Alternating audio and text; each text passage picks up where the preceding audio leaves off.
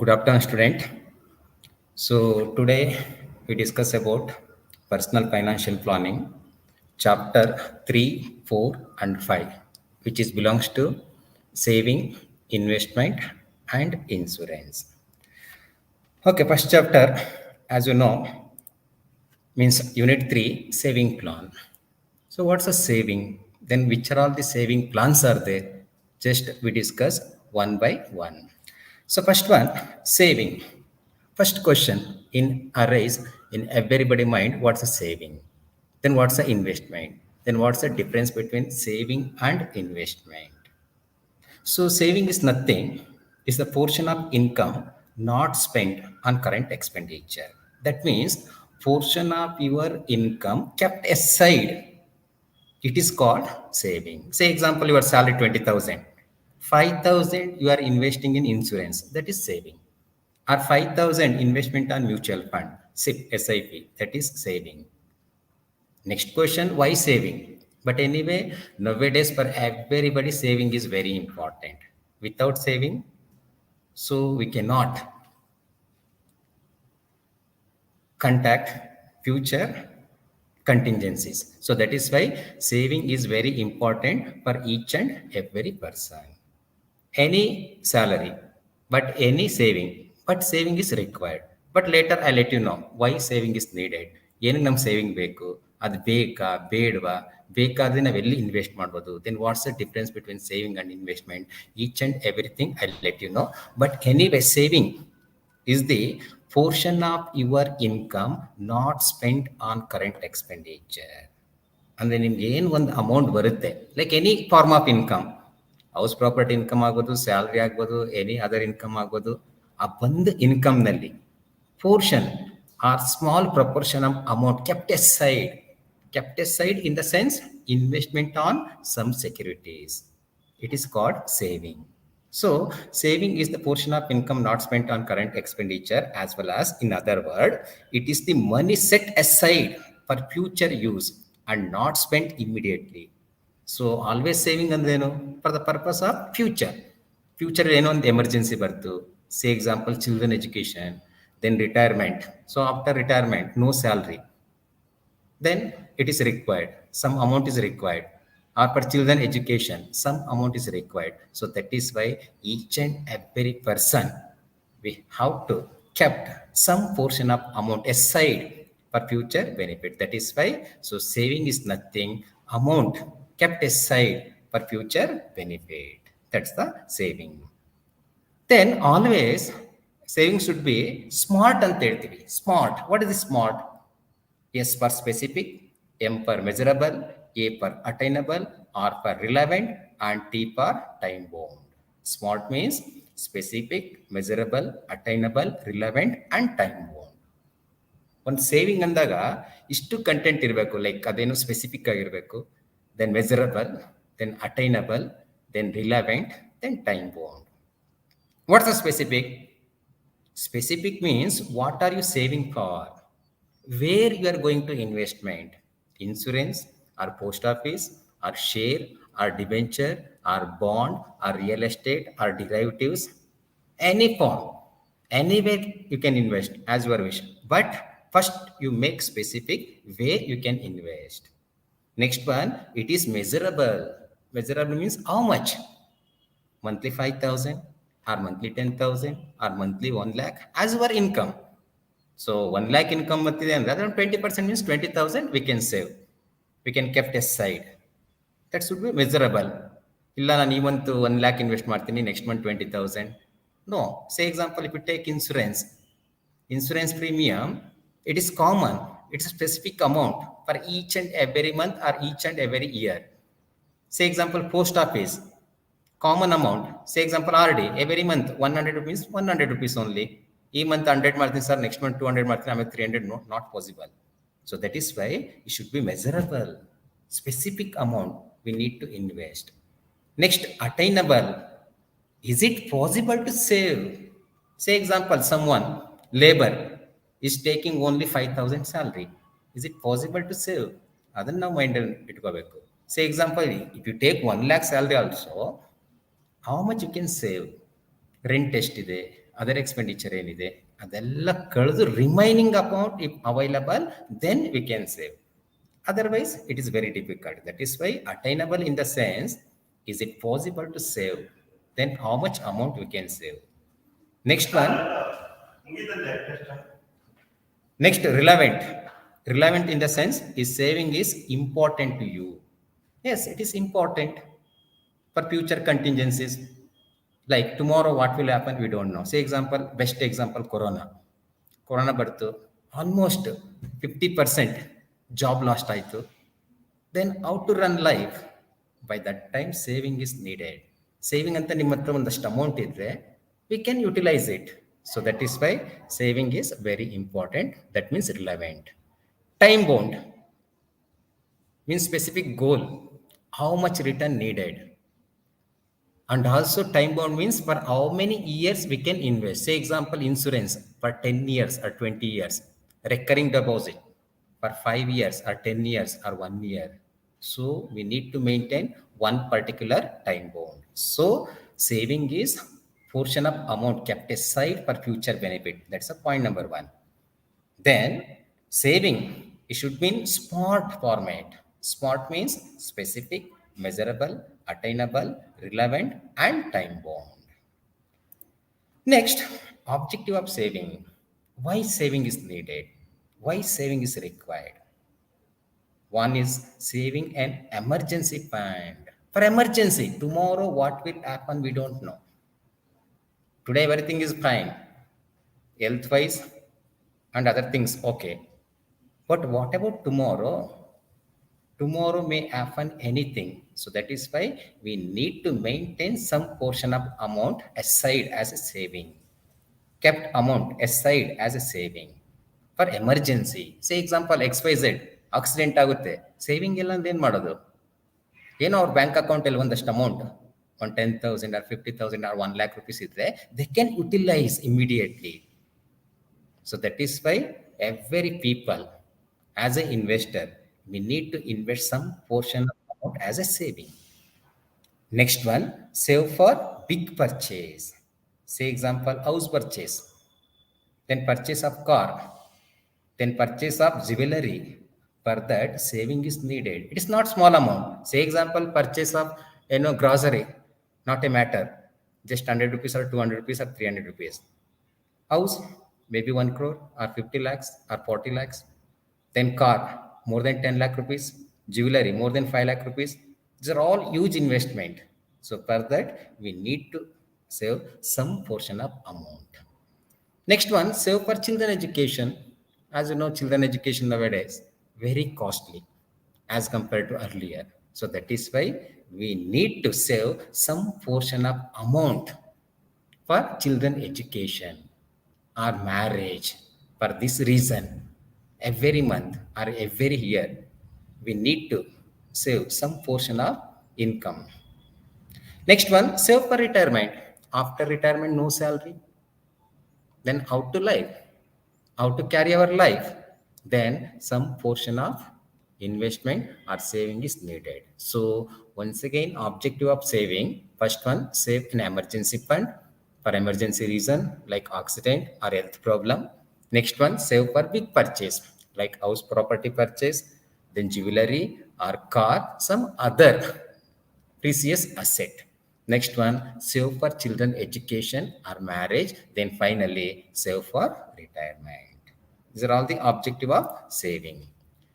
Next one, where can money be saved? That's a question mark. Just I am discussing about saving, means portion of amount kept aside as a saving. But where? Again question mark, where we can save? Simply we cannot save. For saving, some return also needed. ಈಗ ನೀವು ಸುಮ್ಮನೆ save ಮಾಡ್ತೀರಾ, ಎಲ್ಲೋ ಇಲ್ಲಪ್ಪ ನಾನು 1 lakh every year 20 years save ಮಾಡಿದ್ದೀನಿ, 20 lakhs ಆಗಿದೆ ಅಷ್ಟೇ ಕೊಡಿ ಅಂತ ತಗೊಳ್ತೀರಾ? No, some return also needed. Then for the purpose of saving, there are n number of investment alternatives are there. N number of investment alternatives. Share, debenture, bond, public deposit, bank deposit, post office saving, then public provident fund, then money market securities, mutual fund, then life insurance, real estate, gold, silver, then derivatives instrument. These are all investment alternatives. But save the money.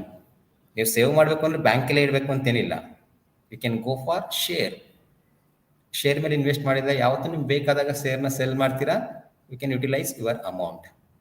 Debenture, then bond, then public deposit, bank deposit, post ಆಫೀಸಲ್ಲಿ save ಮಾಡ್ಬೋದು, then public provident fund, PPF, then money market instruments, then mutual fund, life insurance, real estate, gold, silver, derivatives. These are all investment alternatives. ಇಷ್ಟು ಆಪ್ಷನಲ್ಲಿ ನೀವೆಲ್ಲರೂ save ಮಾಡ್ಬೋದು. Depend upon investor perception or investor objective or investor goal. Okay, one by one we can discuss. First one, share. Again, question mark, what's a share? Share means entire capital of the company is divided into number of small unit of specific amount. It's called share. Share means entire capital. ಏನು company ಅಮೌಂಟ್ನ rice ಮಾಡಿದ್ದಾರೆ public, it is called entire capital of the company divided into number of small unit. Here number of small unit is nothing, number of shares. Then specific amount. Here specific amount means face value. See, entire capital, that is total capital collected by company from the public. Total capital collected by the company from the public. It is entire capital or total capital. Next, number of units, that means number of share issued. Then specific amount is nothing, face value of share. ಯಾವುದೇ ಒಂದು ಶೇರ್ಗೆ ನಾವು face value fix ಮಾಡ್ತೀವಿ, but at a time of issue it may be par value or discount or premium, that is later. But ಬಿಗಿನಿಂಗಲ್ಲಿ ನಾವೊಂದು ಶೇರ್ನ issue ಮಾಡಬೇಕು ಅಂದರೆ ಅದಕ್ಕೊಂದು ಫೇಸ್ ವ್ಯಾಲ್ಯೂನ ಫಿಕ್ಸ್ ಮಾಡ್ತೀವಿ. So this face value called ಏನು ಸ್ಪೆಸಿಫಿಕ್ ಅಮೌಂಟ್ ಅಂತ ಹೇಳ್ತೀವಿ. Again face value later it may be change, like ಏನು share issued at discount or share issued at premium, then share issued at par value. Again, share can classified two times, as you know. One is equity share, another one preference share. What's the equity share? As you know, equity share means ownership share. So owners can again allot martive share na, it is called equity share. Then what's a preference share? Preferential right over equity shareholders in terms of payment of dividend and payment of capital at the time of winding up. So once again, preferential is nothing. Preferential right, as the name suggests, preferential right over equity shareholders in terms of payment of dividend and payment of capital at the time of winding up of the company. That means compared to equity shareholders, ಯಾವಾಗೂ preference share ಹೋಲ್ಡರ್ಸ್ಗೆ right ಜಾಸ್ತಿ ಇರುತ್ತೆ. Like dividend ಯಾರು first pay ಮಾಡ್ತೀವಿ? Equity share and preference share. Preference share ಹೋಲ್ಡರ್ಸ್ನ first priority ಕೊಡ್ತೀವಿ. Similarly payment of capital at the time of winding up, business wind up ಆಯಿತು because of losses, by that time ಉಳಿದಿರೋ capital ನಾವು ಯಾರು preference ಕೊಡ್ತೀವಿ? Preference shareholders first, then equity shareholders. So that is why preference share is nothing, preferential right over equity shareholders in terms of payment of dividend and payment of capital at the time of winding up of the company. Every year end dividend kodbeku, that is first preference for preference shareholders as compared to equity shareholders. Again wind up by the company, suppose after 10 years, ಆಗ ನಾವು first equity share holders pay ಮಾಡಲ್ಲ, first preference share holders, then equity share holder. That is why preference share, preferential right. Next one again equity share. So different type of equity share: blue chip share, cyclical share, growth share, then sweat equity share. What is this blue chip share? Blue chip share ನಾವು select ಮಾಡಬೇಕು ಅಂದರೆ reputed company or highly profitable company shares ಏನಿದೆ, it is blue chip share.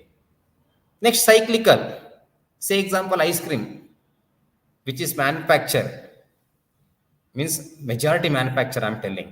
So ನಿಮ್ಗೆ ice cream ಅಂದರೆ throughout the year ಸಿಗುತ್ತೆ, but major manufacturing in summer. Say example umbrella in rainy season, jacket in rainy season or winter season. So ಆ ಟೈಮಲ್ಲಿ manufacture ಮಾಡಬೇಕಾದ್ರೆ ಆ ಟೈಮಲ್ಲಿ ಅವ್ರು ಶೇರ್ನ ಇಶ್ಯೂ ಮಾಡ್ತಾರೆ. It is called cyclical. Cyclical business. Say example, ice cream in summer, then jacket in winter or rainy season. Similarly, umbrella in rainy season. Next, growth share. Always profitable. Capital appreciation share ಅಂತ ಹೇಳ್ತೀವಿ. Then finally, sweat equity share. That means if you provide any technology to the company or innovation to the company, discovery to the company, ನೀವೇನಾದ್ರು ಕಂಪ್ನಿಗೆ something innovate ಮಾಡಿದ್ರೆ, say example you are working in Infosys, ಯಾವುದೋ ಒಂದು ಸಾಫ್ಟ್ವೇರ್ನ ನೀವು develop ಮಾಡ್ತೀರಾ, for that company issue some shares instead of remuneration. ನಿಮ್ಮನ್ನ recognise ಮಾಡಬೇಕಾದ್ರೆ ಕಂಪನಿ ಯಾವುದೇ ರೆಮ್ಯುನರೇಷನ್ ಕೊಡಲ್ಲ, ನಿಮಗೆ ಯಾವುದೇ ಕ್ಯಾಶ್ ಅವಾರ್ಡ್ ಕೊಡಲ್ಲ. Instead of that company issue some equity share. It is called sweat equity share. Because of your hard work, you presented some software. For that software, company paying some shares as a payment. Instead of remuneration, company offering some shares. It is called sweat equity share. So once again, equity share can classified blue chip share, cyclical share, growth share, and sweat equity share. Similarly, preference share. Type of preference share: cumulative and non-cumulative, redeemable and irredeemable, participative and non-participative, then convertible and non-convertible. What's a cumulative preference share? Say example, for preference shareholders, company has to pay fixed rate of dividend, not interest, dividend, fixed rate of dividend. Suppose because of losses, say example COVID, business na close ಮಾಡಿದ್ರು, there is no manufacturing, there is no profit. ಆಗ ಏನು ಮಾಡ್ತಾರೆ? Pay ಮಾಡಲೇಬೇಕು. It's a fixed rate of dividend. Equity share holder is not a problem. No profit, no dividend.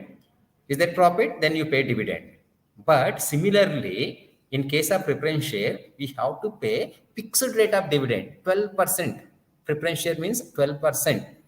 On face value, we need to pay as a dividend. But there is no profit. What to do? Same carry forward to next year. ಈ ವರ್ಷ ಏನು dividend ಕೊಡಬೇಕಿತ್ತು ಅದನ್ನು next year carry ಮಾಡ್ತೀವಿ. Next year ಬಂದ ಪ್ರಾಫಿಟಲ್ಲಿ next year dividend as well as this year dividend, ಎರಡೂ ಡಿವಿಡೆಂಡ್ನ ಅವ್ರಿಗೆ ಕೊಡ್ತೀವಿ. It is called cumulative. Dividend cumulative ಆಗ್ತಾ ಹೋಗುತ್ತೆ. Non cumulative preference share.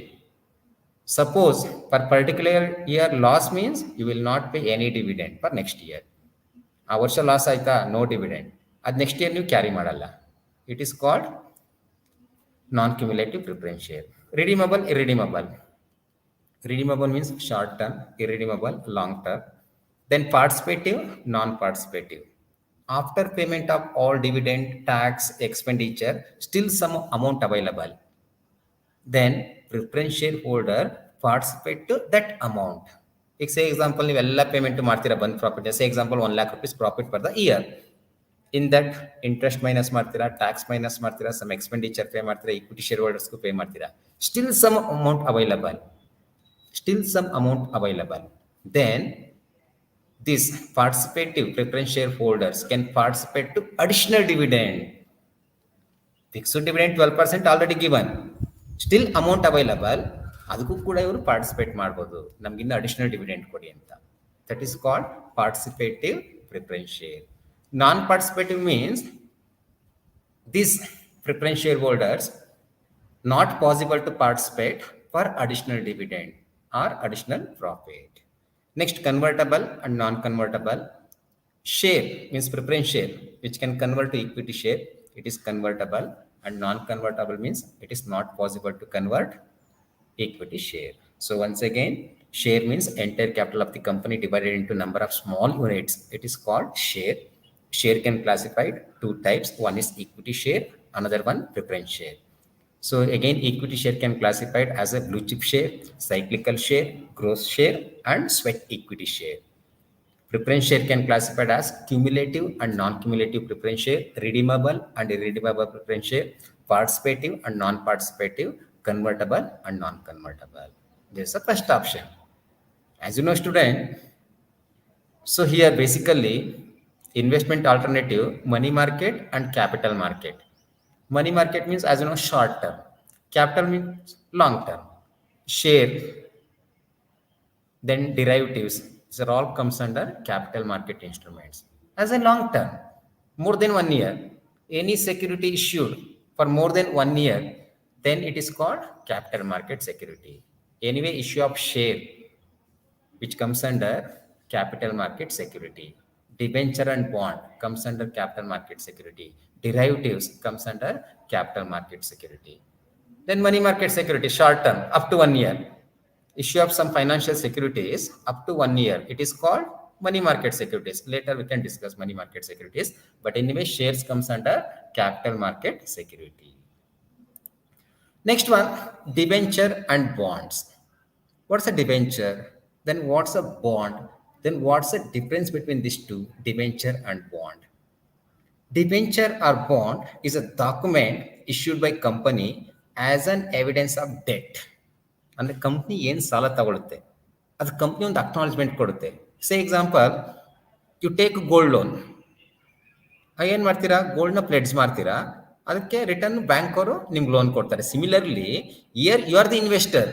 ನೀವು ಕಂಪ್ನಿಗೆ ಸಾಲ ಕೊಟ್ಟರೆ ಕಂಪ್ನಿಯವರು ಒಂದು ಅಕ್ನಾಲಜ್ಮೆಂಟ್ ಕೊಡ್ತಾರೆ, this much of amount received from XYZ.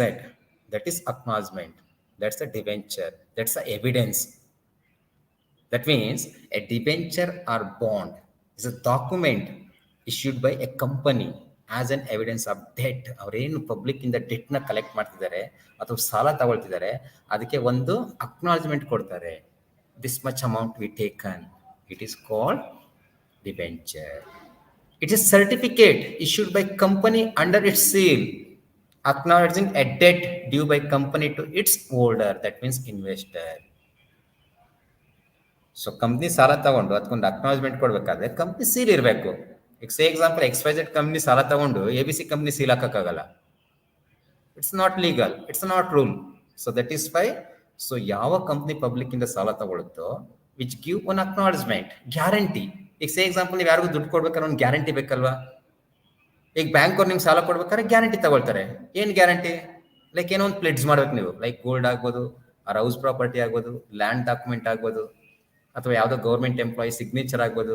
Similarly as a investor, ನೀವೆಲ್ಲರೂ ಇನ್ವೆಸ್ಟರ್ ಅಂದರೆ, ಸೊ ನೀವು ಡೆಪಾಸಿಟ್ ಮಾಡ್ಬೇಕಾದ್ರೆ ಕಂಪ್ನಿನಲ್ಲಿ ಎವಿಡೆನ್ಸ್ ಕೇಳ್ತೀರಾ, ಡಾಕ್ಯುಮೆಂಟ್ ಕೇಳ್ತೀರಾ, ಆರ್ ಸಮ್ ಸೆಕ್ಯೂರ್ಡ್ ಅಸೆಟ್ ಕೇಳ್ತೀರಾ.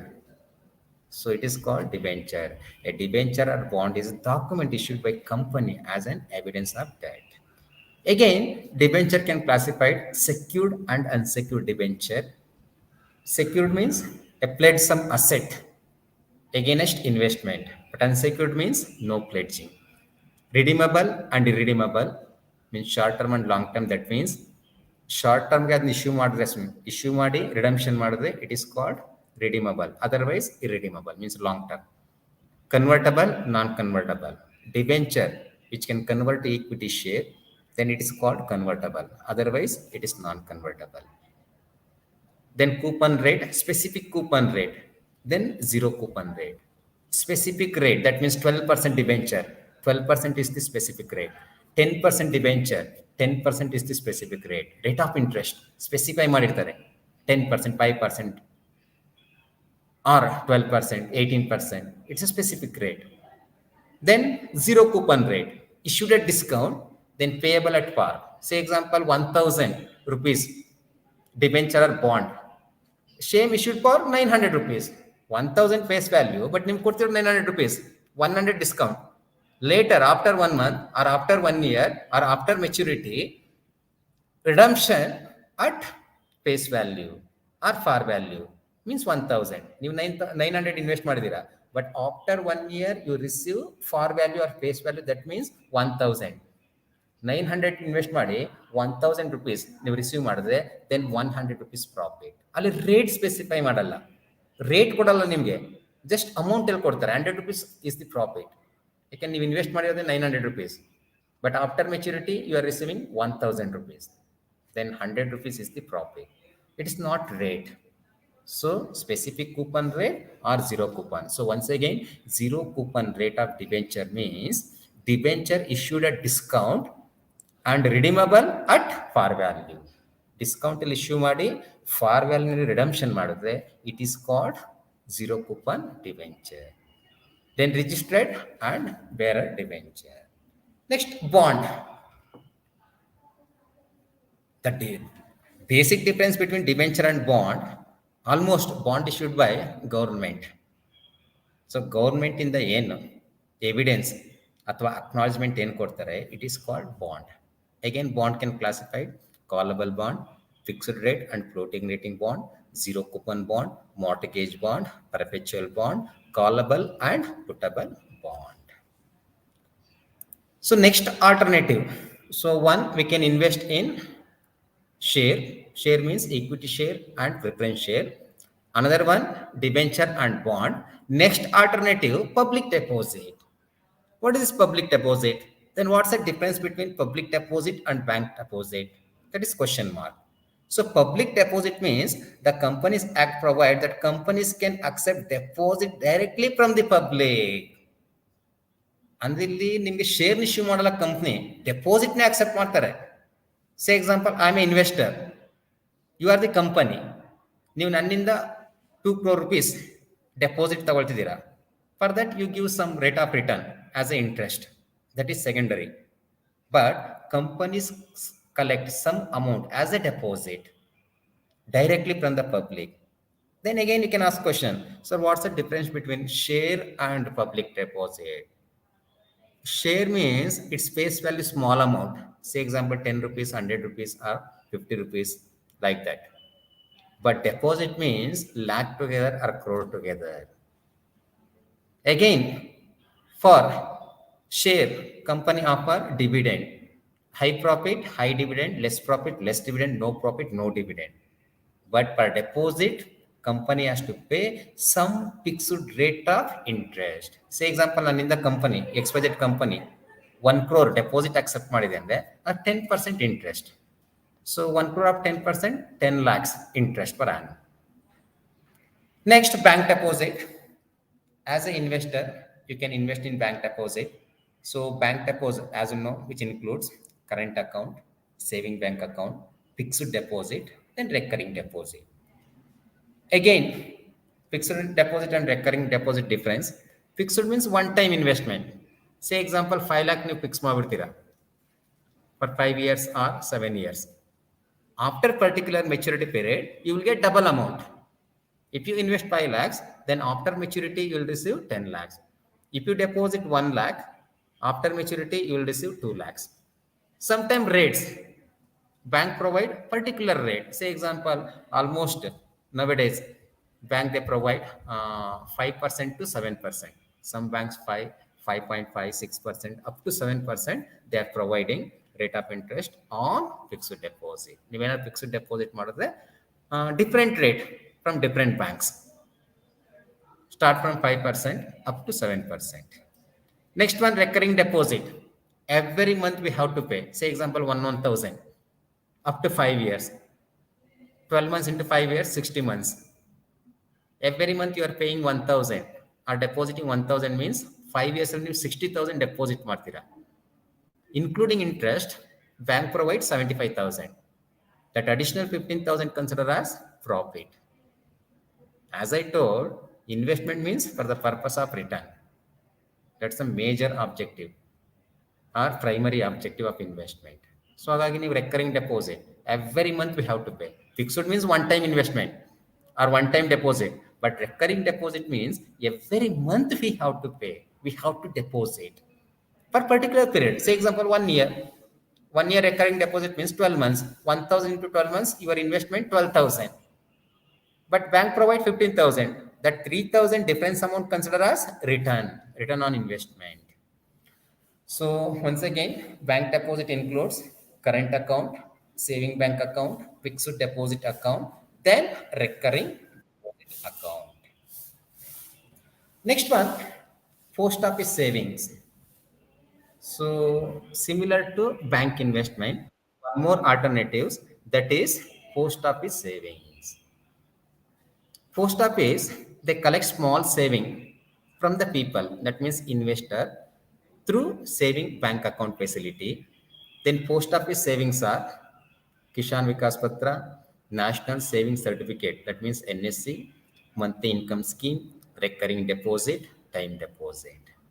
Again, time deposit means one time deposit for particular time of maturity. Then recurring deposit means once again same, quick bean 31 means every month. Every month we need to pay up to particular year or up to particular period, like 5 years ಆಗ್ಬೋದು, 2 years ಆಗ್ಬೋದು, 1 year. So say example 1 year option ನೀವು ತಗೊಂಡ್ರೆ 12 months you need to pay. Each month 1,000. Your investment 12,000. But post office may offer 15,000. So your investment 12,000, but end of the year means after maturity you receive 15,000. 15,000 minus 12,000, 3,000 considered as return on investment. So once again, post office savings are Kishan Vikas Patra, National Savings Certificate, Monthly Income Scheme, Recurring Deposit, and Time Deposit. Next student, one more important investment alternative, that is money market instruments. So already I cleared what's the difference between capital market and money market. Capital market means lending or borrowing for longer period. Lending or borrowing for longer period. What's a longer period here? More than 1 year considered as a longer period. Similarly, money market means short period. Lending or borrowing for short period means less than 1 year. It is called money market. Then as I told, capital market instruments, it may be share, debenture, bond and derivatives. Then money market instruments, which includes treasury bill, certificate of deposit, commercial paper, then repurchase option. That means repo. Once again, treasury bill, certificate of deposit, commercial paper, repurchase option. What's a treasury bill? ಎಲ್ಲ ಕಡೆ ಕೇಳ್ತೀರಾ treasury bill ಅಥವಾ RF risk free rate. ನೀವು ಒಂದು calculation ಮಾಡಬೇಕಾದ್ರೆ ಫೈನಾನ್ಸಲ್ಲಿ ಆಗ್ಬೋದು or somewhere you take RF risk free rate of return. Risk free rate of is nothing, treasury bill. Again question mark here, why treasury bill considered as risk free rate? ಏನಕ್ಕೆ risk involve ಆಗಲ್ಲ? Because treasury bill issued by RBI means government. So treasury bill issued by RBI favor of central government, that is why it is considered as risk free.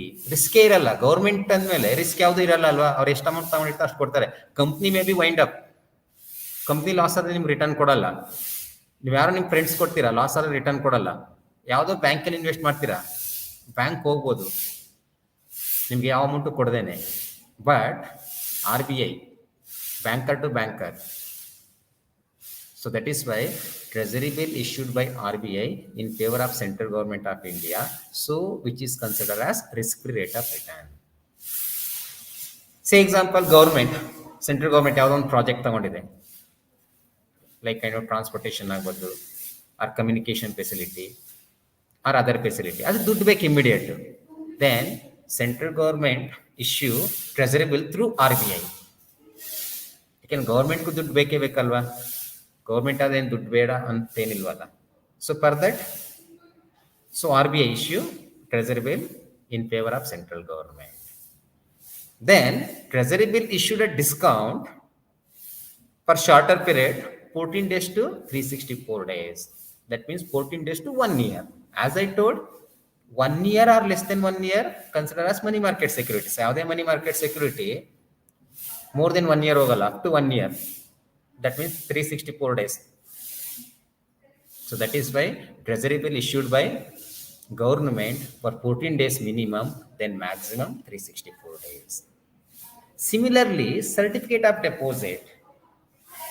Certificate of deposit can be issued by scheduled commercial bank at a discount for the duration 3 months to 1 year.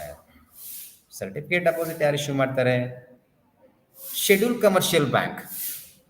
Then same certificate of deposit issued at discount and repayable at par value. The difference between discount and par value, that is considered as return. The duration of certificate deposit 3 months to 1 year. As I told, money market security means maximum 1 year, then 1 day to 1 year. Next one, commercial paper. Commercial paper issued by corporates means companies to meet their short-term working capital requirement. So again, what's the working capital?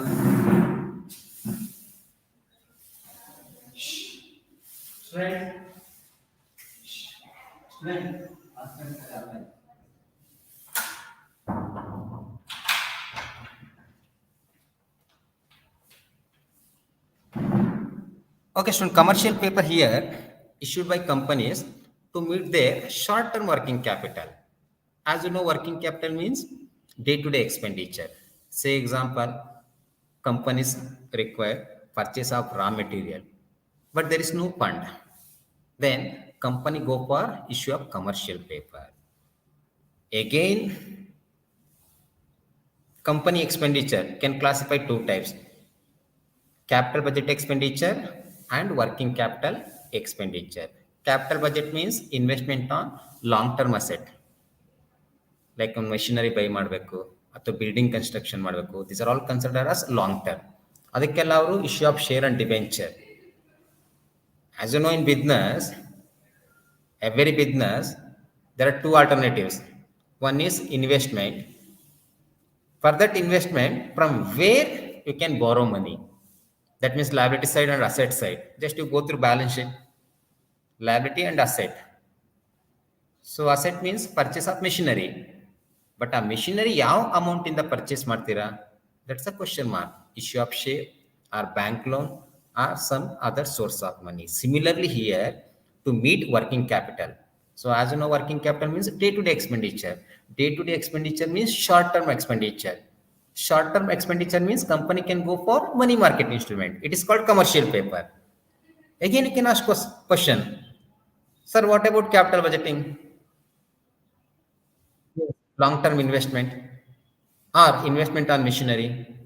Machinery investment, it's a long term. Machinery you can use for 20 years. Building you can use for 50 years. These are all long term. That is why company go for capital market instruments. Machinery buy ಮಾಡ್ಬೇಕಾದ್ರೆ again ಅವರು ಏನು ಹೋಗ್ತಾರೆ capital market instruments like issue of share or debenture. But to meet working capital requirement, company go for short term. Short term means again commercial paper. That means money market instruments. So once again, commercial paper issued by corporates to meet their short term working capital requirement. Then again, commercial paper range or time period 15 days to 1 year. Minimum 15 days ke issue ಮಾಡಬಹುದು or maximum up to 1 year. Next one, repurchase agreement. Repurchase agreement means, so repo issued for short-term borrowing used in money market, which involve the purchase of securities with an agreement to sell them back at specific date. Say example, ಯಾವುದೋ ಒಂದು particular ಸೆಕ್ಯೂರಿಟೀಸ್ನ public ಮಾರಿದ್ದಾರೆ ಅಂದರೆ again same security ಕಂಪನಿನೇ buy ಮಾಡುತ್ತೆ. Repurchase. Best example, today you need money 1 lakh rupees, but ನಿಮ್ಮ ಹತ್ರ ದುಡ್ಡಿಲ್ಲ. ಆಗ ನೀವು ಬೈಕ್ ಬೇರೆಯವ್ರು ಕೊಡ್ತೀರಾ, ಮಾರ್ತೀರಾ. ಬಟ್ ಅಗ್ರಿಮೆಂಟ್ ಏನಿಲ್ಲಿ again you will purchase. Same ಬೈಕ್ನ ನೀವೇ ಪರ್ಚೇಸ್ ಮಾಡ್ತೀರಾ. ನೀವು ಅಗ್ರಿಮೆಂಟ್ ಮಾಡ್ಕೊಂಡಿರ್ತೀರಾ, ಆ ಬೈಕ್ನ 3 months ಯಾರಿಗೂ ಮಾರಬಾರ್ದು, ಎಗೈನ್ ನಾನೇ ಬೈ ಮಾಡ್ತೀನಿ. So that's a repurchase agreement. Companies issue some securities to the public with an agreement of repurchase same securities after maturity period. 3 monthsಗೆ ಆ ಸೆಕ್ಯೂರಿಟಿ ಇಶ್ಯೂ ಮಾಡಿದ್ದಾರೆ ಅಂದರೆ ಆಫ್ಟರ್ 3 months ಸೇಮ್ ಸೆಕ್ಯೂರಿಟಿ ಕಂಪನಿನೇ buy ಮಾಡುತ್ತೆ. Again you can ask question, sir, what's the rate of return here? Again, in repurchase agreement, that means repo contract, any securities company sell at discount and repayable at par value. 100 rupees par value face value of security, but public ke 900 rupees ಮಾರ್ತಾರೆ. But after 3 months public ke 1000 rupees pay ಮಾಡ್ತಾರೆ. That difference amount 100 rupees consider as return on investment. ನೀವು 900 rupees ಕೊಟ್ಟು security ತಗೊಂಡಿದ್ರೆ particular ಕಂಪ್ನಿದು 3 months ಆದಮೇಲೆ ಅವ್ರು ನಿಮ್ಗೆ 1000 pay ಮಾಡ್ತಾರೆ. But your investment 900, but after 3 months you are receiving 1000. Excess of 100 rupees considered as return on investment. So any almost any money market instruments issued at discount and payable at par value after maturity period. Issue ಮಾಡ್ಬೇಕಾದ್ರೆ ಎಲ್ಲ discount ಅಲ್ಲಿ issue ಮಾಡ್ತಾರೆ. But later after maturity ಇನ್ವೆಸ್ಟರ್ಗೆ ಅವ್ರ amount ಕೊಡ್ಬೇಕಲ್ವಾ, ವಾಪಸ್ return ಕೊಡ್ಬೇಕಲ್ವಾ, by that time face value ಏನಿದೆ ಅದನ್ನು ಕೊಡ್ತಾರೆ. ಸೇ ಎಕ್ಸಾಂಪಲ್ 1000 ಸೆಕ್ಯೂರಿಟಿ ಅಂದರೆ 900 rupees ಇಶ್ಯೂ ಮಾಡಿರ್ತಾರೆ ಇವತ್ತು. ಆಫ್ಟರ್ 3 months 1000 ರಿಪೇಮೆಂಟ್ ಮಾಡ್ತಾರೆ. So your investment 900 but you receive 1000 rupees.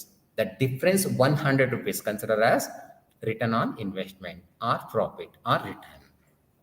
So these are all money market instruments: treasury bill, certificate of deposit, commercial paper, then repurchase option. That means repo. Next one more investment alternative, that is mutual fund. Then what's a mutual fund?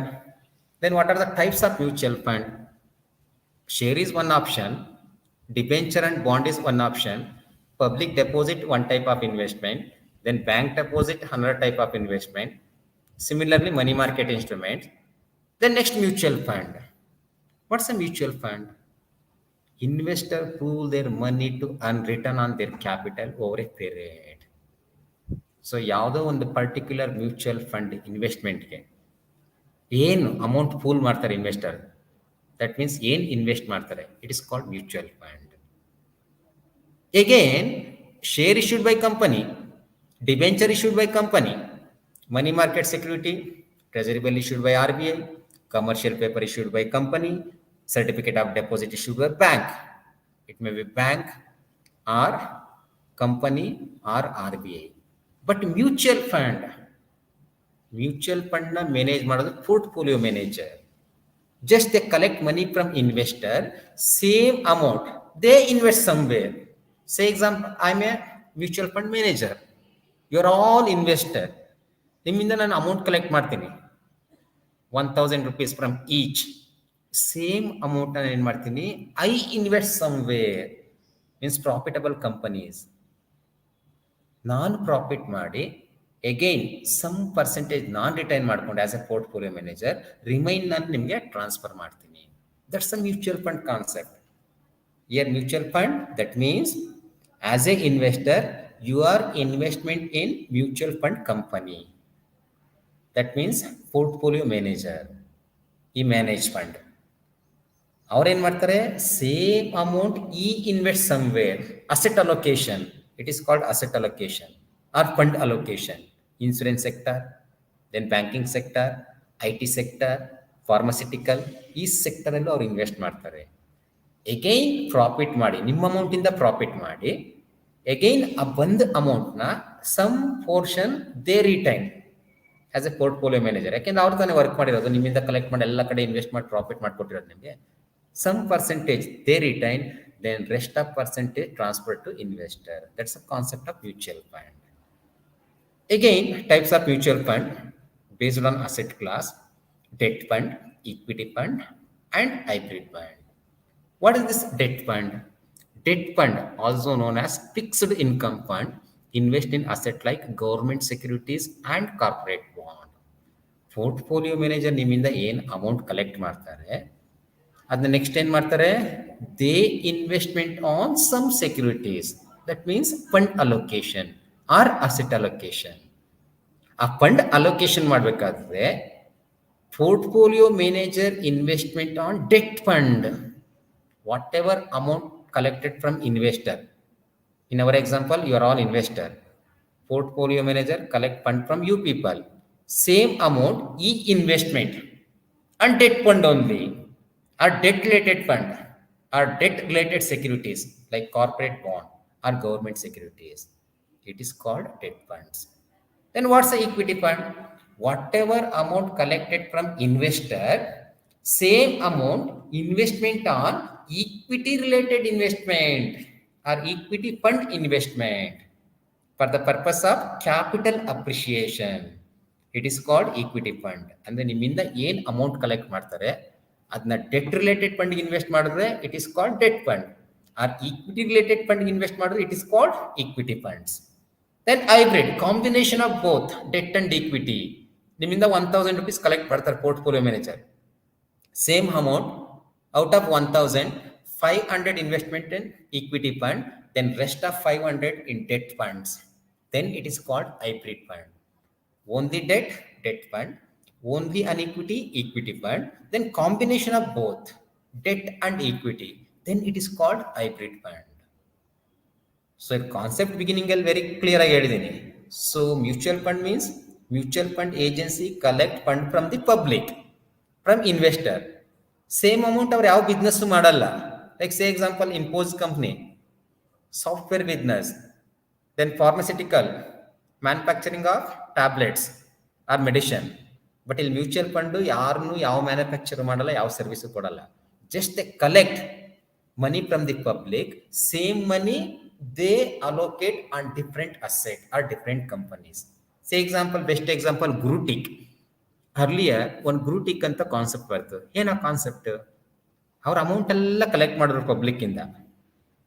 Then ಅವ್ರು ಏನ್ ಮಾಡಿದ್ರು, ಅಲ್ಲಲ್ಲೇ teak plantation ಮಾಡಿದ್ರು. ಎಲ್ಲೆಲ್ಲಿ land availability ಸಿಗುತ್ತೋ ಅವ್ರಿಗೆ, means 100 acre or more then 100 acre, ಅಲ್ಲೆಲ್ಲ ಅವರು ಪ್ಲಾಂಟೇಶನ್ ಮಾಡಿದ್ರು. ಅವ್ರ ಅಸಂಪ್ಷನ್ ಏನು? We can collect money for 20 years.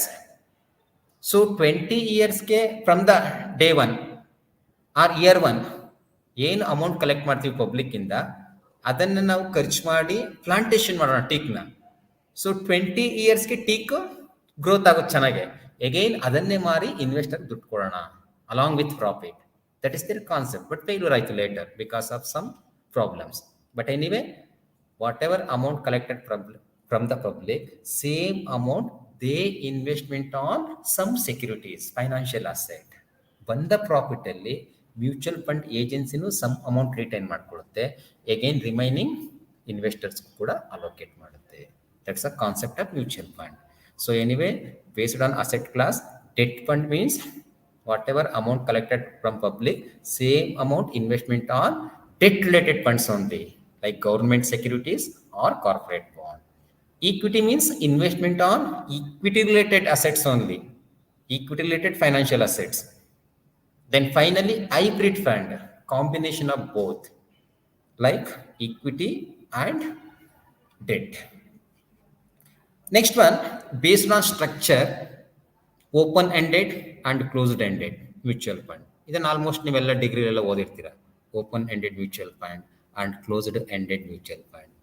What's the difference between these two, open end and closed end? Open end fund means investor can invest on any mutual fund anytime. Door is always open. Anytime they can enter, anytime they can exit. Say example, ಯಾವುದೋ Reliance fund ಅಲ್ಲಿ invest ಮಾಡಬೇಕು, ನಿಮ್ಮ mind ಬರುತ್ತೆ, ಯಾರೋ invest suggest ಮಾಡ್ತಾರೆ portfolio manager, just Reliance mutual fund ಮೇಲೆ invest ಮಾಡಿ ಅಂತ. ಇವತ್ತು ಇನ್ವೆಸ್ಟ್ ಮಾಡ್ಬೇಕು, ನಿಮ್ಮ ಹತ್ರ ಆಲ್ರೆಡಿ 1 lakh rupees ಇದೆ. ಇವತ್ತು ನೀವು ಹೋಗಿ ಆರಾಮಾಗಿ ಇನ್ವೆಸ್ಟ್ ಮಾಡ್ಬೋದು. Any time door is open for investment. Then again ಯಾರು ಹೇಳ್ತಾರೆ ಟುಮಾರೋ ಬೇಡ ರಿಲಯನ್ಸ್ ಬೇಡ ICICI ನಲ್ಲಿ ಇನ್ವೆಸ್ಟ್ ಮಾಡು ಅಂತ. Again whatever invested today, tomorrow you can withdraw. ಅದನ್ನ ನೀವು ತೆಗಿಬೋದು, ತೆಗೆದು ಅಗೈನ್ ICICIಗೆ ಹಾಕ್ಬೋದು. That is open ended. Any time you can enter, any time you can exit. That is open ended mutual fund. Then what's a closed ended mutual fund? Particular or specific period for entry level and specific period for exit level. Concept ಅರ್ಥ ಮಾಡ್ಕೊಳ್ಳಿ. Closed ended mutual fund means ನೀವು any time entry ಆಗಕ್ಕಾಗಲ್ಲ as a open ended, any time exit ಆಗಲ್ಲ as a open ended. Year close, specific period, ಅದಾದ್ಮೇಲೆ close ಆಗುತ್ತೆ door, you can not enter. Say example, Reliance fund ಅವ್ರೊಂದು time ಕೊಟ್ಬಿಟ್ಟಿದ್ದಾರೆ invest ಮಾಡೋಕ್ಕೆ, up to April 31st any investor can invest. ಅಲ್ಲಿವರೆಗೆ ಯಾರು ಬೇಕಾದ್ರೂ invest ಮಾಡ್ಬೋದು up to 30th of April. Again 30th April complete ಆದರೆ ಮುಗೀತು, ನೀವು ಇನ್ವೆಸ್ಟ್ ಮಾಡೋಕ್ಕಾಗಲ್ಲ ಆ ಫಂಡ್, ಆ ಸ್ಕೀಮಲ್ಲಿ. ಎಗೇನ್ ಎಕ್ಸಿಟ್ಗೂ ಅಷ್ಟೇ, ಅವರು ಮಿನಿಮಮ್ 5 years ಇನ್ವೆಸ್ಟ್ ಮಾಡಲೇಬೇಕು ಅಂತ ಹೇಳ್ಬಿಟ್ಟಿದ್ದಾರೆ. ಸೊ 2023 ಇನ್ವೆಸ್ಟ್ ಮಾಡಿದ್ರೆ ನೆಕ್ಸ್ಟ್ 5 years ಕಂಟು ಆ ಫಂಡ್ ಅಲ್ಲೇ ಇರುತ್ತೆ.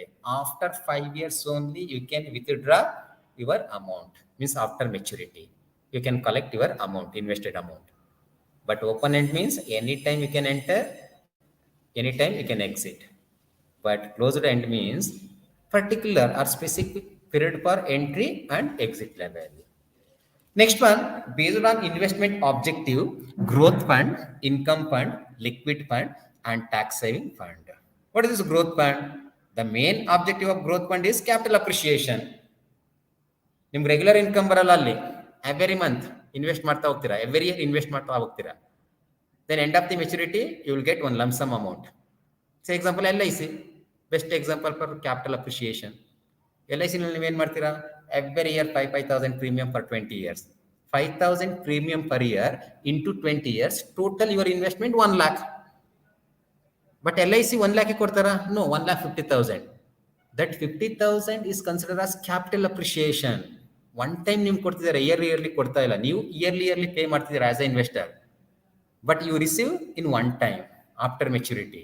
Similarly, growth fund means every month or every year you will invest, but after maturity you receive one lump sum amount. It is called capital appreciation. Say example 5,000 every month, 12 months we are investing. 5,000 into 12 months, total 60,000. But mutual company offer 75,000. Your investment 60,000, but you receive after maturity 75,000. The difference 15,000 considered as return or profit or capital appreciation. Next, income fund. As the name suggests, income fund try to provide investors with stable income, means regular income. Every year you receive some amount as a dividend, as an interest. That is income fund. Next one, liquid fund. Liquid funds means mutual fund agency invest in short-term money market instrument like treasury bill, certificate of deposit, term deposit, commercial paper, and so on. So ನಿಮ್ಮಿಂದ ಏನು amount collect ಮಾಡ್ತಾರೆ ಅದನ್ನ mutual fund ಏಜೆನ್ಸಿಯಲ್ಲಿ invest ಮಾಡ್ತಾರೆ, like money market instruments what we discuss earlier, like treasury bill, certificate of deposit, term deposit, commercial paper. These are all short term, less than 1 year. That is why it is called liquid. What's a liquidity? Liquidity means any current asset converted into cash within short period. That is why they go for money market security. Money market security means shorter term, less than 1 year. Then last one, tax saving fund. What is this tax saving fund? Investment on tax saving related investment. ಎಲ್ಲಿ ನಮಗೆ tax exemption ಸಿಗುತ್ತೋ ಅಂಥ security ಮೇಲೆ ಏನು invest ಮಾಡ್ತೀವಿ, it is called tax saving fund. So once again, based on structure, open ended mutual fund, close ended mutual fund. Open ended fund means anytime you can enter, anytime you can exit. That means anytime you can invest, anytime you can withdraw. Close end mutual fund means particular specific period of time. Say example 30th April last date, ಆ time ಒಳಗಡೆ ನೀವು invest ಮಾಡಬೇಕು. May 1st ನೀವು invest ಮಾಡೋಕ್ಕಾಗಲ್ಲ. Similarly for maturity, for that also one specific time, after 1 year, after 2 years, after 5 years. By that time only you can withdraw your investment. Next, based on investment objective, growth fund, then income fund, then liquid fund, and tax saving fund. Next one, life insurance. So for that one separate chapter is there, where there you can there we can discuss, like again life insurance, which consists life insurance, then whole life insurance, endowment policy, unit linked insurance plan. For that one separate chapter is there, there we can discuss. Later I come to that part. Next one, derivatives. What is it? Derivatives, financial contract that derived their value from underlying asset such as stock, commodity, currencies. What's the derivatives? Then what's the underlying asset? It is always confused for you people. Say example, you are all farmers. Take example here, you are all farmers. I am a sugar manufacturing company. I am a sugar manufacturing company in Mandya. You are all farmers in Mandya. Both we are in Mandya only. I am a sugar company, you are all farmers. But sugar company common again ಬೇಕು, raw material. What's the raw material? Sugar cane. But sugar cane ಯಾರ ಹತ್ರ ಇದೆ? Farmers, from your side. Now both the people comes under one contract. That means supplying of underlying asset. Here underlying asset is sugar cane. ಆ sugar ಕೇನ್ನ exchange ಮಾಡ್ಕೋಬೇಕು ನಾವು. ಸೇ example ಕಂಪ್ನಿಗೆ ಏನು ಭಯ, After 3 months, price may be increases. As a manufacturer, our price increase of the raw material, the burden agutte. That is why always is thinking aside of price may be increases. Similarly, what farmer thinking? Price may be decreases. But a concept hegide.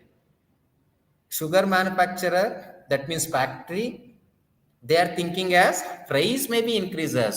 Oh, ಈಗ 100 rupees ಇದೆ per quintal. 200 rupees ಆಗ್ಬಿಟ್ರೆ ಏನು ಮಾಡೋದು?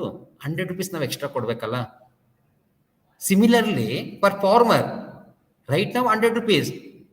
Suppose if it is reduced to 50 rupees, what to do? 50 ರೂಪಾಯಿ ಕಡಿಮೆ ಆಗ್ಬಿಟ್ರೆ ಏನು ಮಾಡೋದು? 100 rupees ಇಂದ 50 rupees ಬಂದ್ರೆ 50 ರೂಪಾಯಿ ಫಾರ್ಮರ್ ಲಾಸ್. Again 100 rupees ಇದ್ದ sugar cane 200 rupees ಹೋಗ್ಬಿಟ್ರೆ manufacturer loss. So that is why both the parties comes under contract. It is called derivatives contract. Exchange of sugar cane after 3 months for particular price. That price mentioned in agreement. Again, derivatives contract consists future contract, forward contract, option contract, and swap contract. Again, student, once again, derivatives concept means exchange of particular asset, that means financial asset or commodities or currencies. But in any derivatives contract, two people or two person, one is buyer, another one seller. In our example, sugar manufacturing company or factory considered as buyer, then farmer seller. Both the parties agreed upon some term and condition. It is called derivatives. Then first one, future contract. What is this future contract?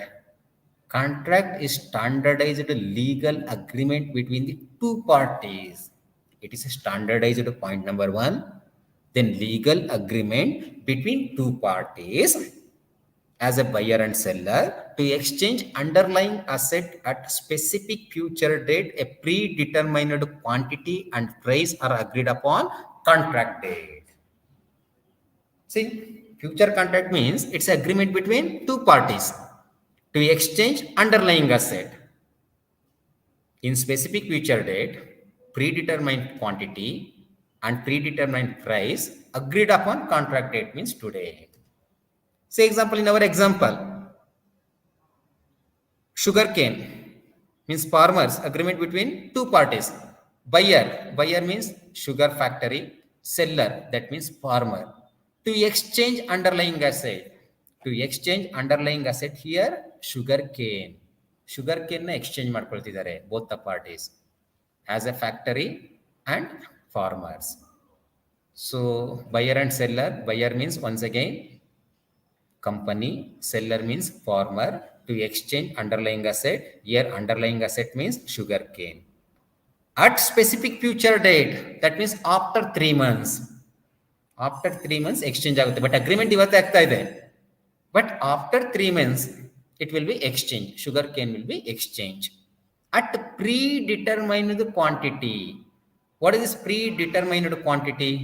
Number of quintals or tons. ಎಷ್ಟು ton ಬೇಕು ಕಂಪ್ನಿಗೆ? 100 tons, 50 tons, 10 tons. That is predetermined quantity. And price ನ fix ಮಾಡ್ತಾರೆ. Say example 1000 rupees per ton. 1 ಟನ್ಗೆ 1000 rupees ಅಂತ ಅವರು agri ಮಾಡ್ಕೊಂಡಿದ್ದಾರೆ. And that any price in market, it may be 5000 or it may be 100 rupees. ಅವರು ಇಲ್ಲಿ agri ಮಾಡ್ಕೊಳ್ತಿರೋದು ಎಷ್ಟಕ್ಕೆ? 1000 rupeesಗೆ 1 ಟನ್ ನಾವು ಎಕ್ಸ್ಚೇಂಜ್ ಮಾಡ್ಕೊಳ್ಳೋಣ. That's agreed price. 3 months ಆದ್ಮೇಲೆ ಫಾರ್ಮರ್ ಎಷ್ಟು ಕ್ವಿಂಟಲ್ ಅಥವಾ ಎಷ್ಟು ಟನ್ ಹೇಳಿರ್ತಾರೆ ಕಂಪನಿ, ಅಷ್ಟು ಟನ್ನ ಟ್ರಾನ್ಸ್ಫರ್ ಮಾಡಬೇಕು. ಅಗೈನ್ ಅಷ್ಟು ಟನ್ನ ಕಂಪನಿ ಬೈ ಮಾಡಬೇಕು. That is the rule. Say example 100 ton, farmer 100 ಟನ್ನ ಕೊಡಬೇಕಾಗುತ್ತೆ, ಮತ್ತೆ ಕಂಪ್ನಿ 100 ಟನ್ನ ಬೈ ಮಾಡಬೇಕಾಗುತ್ತೆ. ಪ್ರೈಸ್ ಇವತ್ತೇ ಅಗ್ರಿ ಮಾಡ್ಬಿಟ್ಟಿದ್ದಾರೆ. ಫ್ಯೂಚರ್ ಅವತ್ತು ಎಷ್ಟಾದ್ರೂ ಇರಲಿ ಮಾರ್ಕೆಟಲ್ಲಿ, ದಟ್ ಈಸ್ ಸೆಕೆಂಡ್ರಿ. ಬಟ್ ಇವತ್ತು ಅಗ್ರಿ ಆಗಿರೋದು ಎಷ್ಟಕ್ಕೆ? 1000 per ton. In future, after 3 months, price may be 5000 or 100 rupees per ton. ಎಷ್ಟಾದ್ರೂ ಇರಲಿ, irrespective of market price.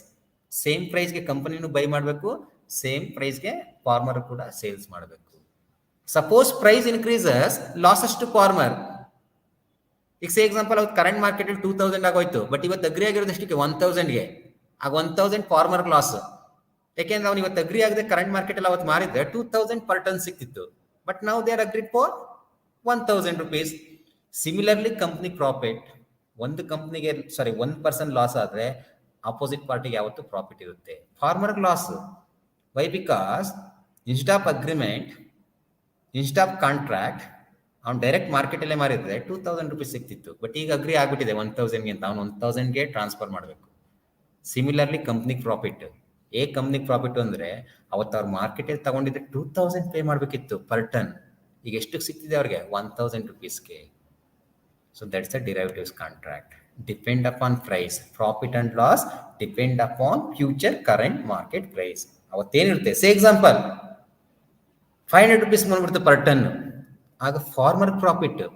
ಅವನೇನಾರ farmer ಮಾರ್ಕೆಟಲ್ಲಿ ಮಾರಿದ್ರೆ ಬರೀ 500 rupees ಸಿಗೋದು. ಬಟ್ ಈಗ ಎಷ್ಟು ಸಿಕ್ತಿದೆ ಅವನಿಗೆ? As per agreement 1000 is receiving. But ಕಂಪ್ನಿಗೆ ಲಾಸ್. ಕಂಪ್ನಿ ಹೇಗೆ ಲಾಸ್ ಅಂದರೆ ಅವ್ರ ಅಗ್ರಿಮೆಂಟ್ಗೆ ಹೋಗದೆ ಡೈರೆಕ್ಟ್ ಮಾರ್ಕೆಟಲ್ಲಿ ತಗೊಂಡಿದ್ರೆ ಆಫ್ಟರ್ 3 months 500 rupees ಸಿಕ್ತಿತ್ತು ಪರ್ ಟನ್. ನಾವು as per agreement company has to pay 1000 per ton. So that's a derivatives contract. That means future contract. Future and forward meaning same.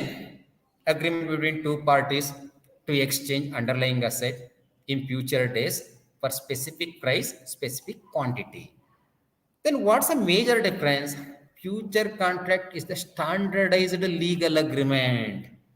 ಅದು stock ಮಾರ್ಕೆಟಲ್ಲಿ ಅಥವಾ commodity ಮಾರ್ಕೆಟಲ್ಲಿ trade ಆಗೋದ್ರಿಂದ it is standardise. Future contract trade in commodity market or stock market or currency market. That is why it is standardise. But forward contract over the phone, over the counter market. Say example, ನಾನು company, ನೀವೆಲ್ಲ ನನಗೆ ಗೊತ್ತು, ನಾನು general ಆಗಿ ಬಂದು ಹೇಳ್ಬಿಡ್ತೀನಿ, all farmers ನೀವೆಲ್ಲ ನನಗೆ ಗೊತ್ತಿರೋರೆ, ಸೊ ನನಗೆ ನೀವು ಕಬ್ಬು ಕೊಡಬೇಕು, ಶುಗರ್ ಕೇನ್ ಟ್ರಾನ್ಸ್ಫರ್ ಮಾಡಬೇಕು after 3 months. You are all agreed. It is forward contract. ನಾವು ಯಾವುದೇ ಸ್ಟಾಕ್ ಮಾರ್ಕೆಟ್ ಮೂಲಕ ನಾವು ಕಾಂಟ್ರಾಕ್ಟ್ ಮಾಡ್ಕೊಂಡಿಲ್ಲ, ಯಾವುದೇ ಕಮಾಡಿಟಿ ಮಾರ್ಕೆಟ್ ಮೂಲಕ ಮಾಡ್ಕೊಂಡಿಲ್ಲ. ನಾನು ಬಂದೆ, ನೀವೆಲ್ಲ ನಮಗೂ ನಿಮಗೂ ಪರಿಚಯ ಇತ್ತು, ಜಸ್ಟ್ ನಾನು ನಿಮ್ಗೆ ಓರಲ್ಲಾಗಿ ಹೇಳ್ತೀನಿ ಅಥವಾ ಫೋನಲ್ಲಿ ಹೇಳ್ತೀನಿ, ನನಗೆ ಇಷ್ಟನ್ನು ಕಬ್ಬು ಬೇಕು, ನೀವು ಕೊಡಿ ಅಂತ. Just you agreed, yes I will transfer,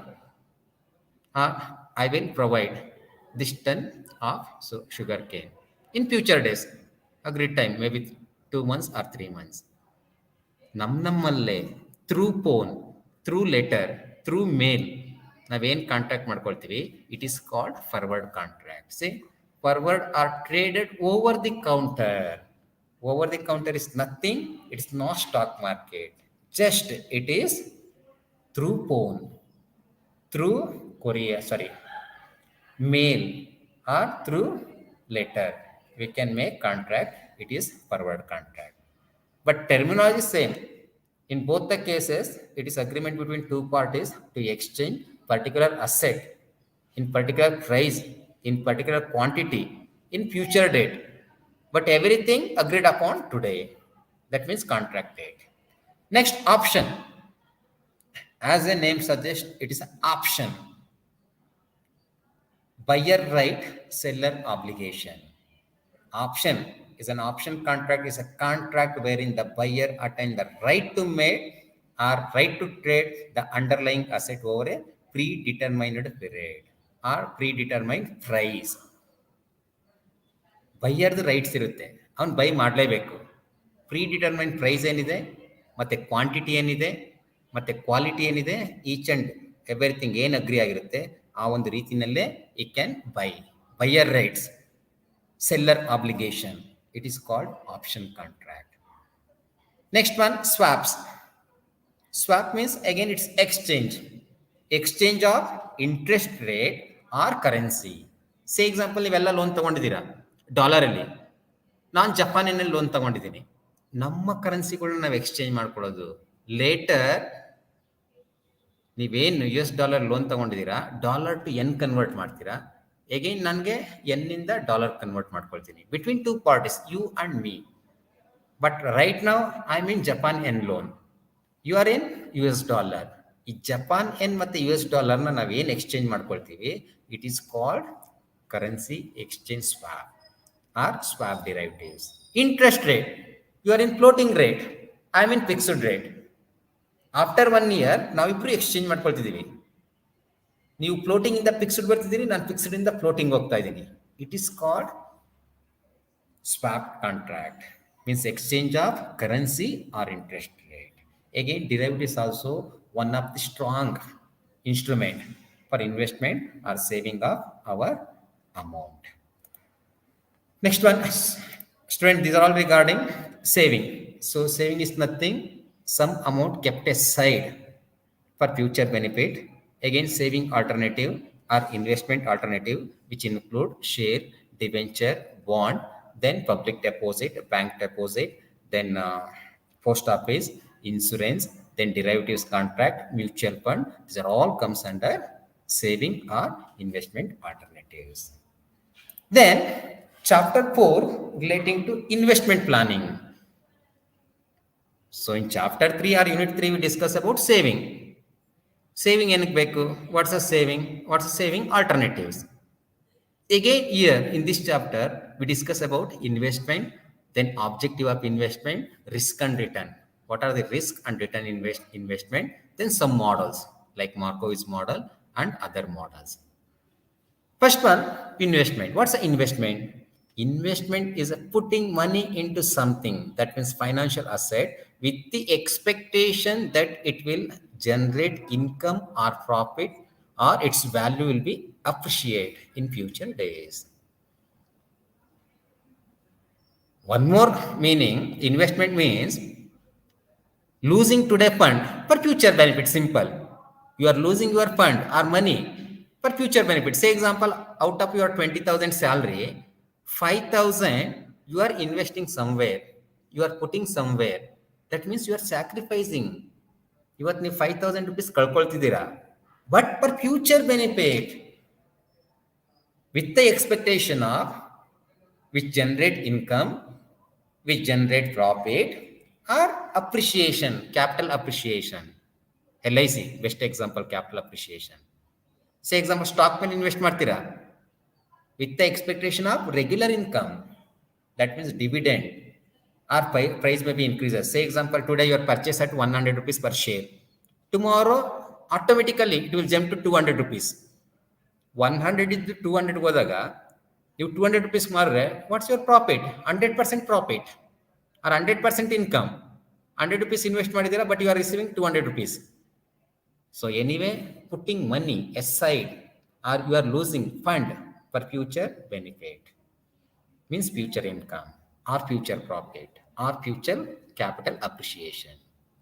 Next one, objective of investment, return, capital growth or capital appreciation, risk minimization, security or safety, stability of income, then tax consideration.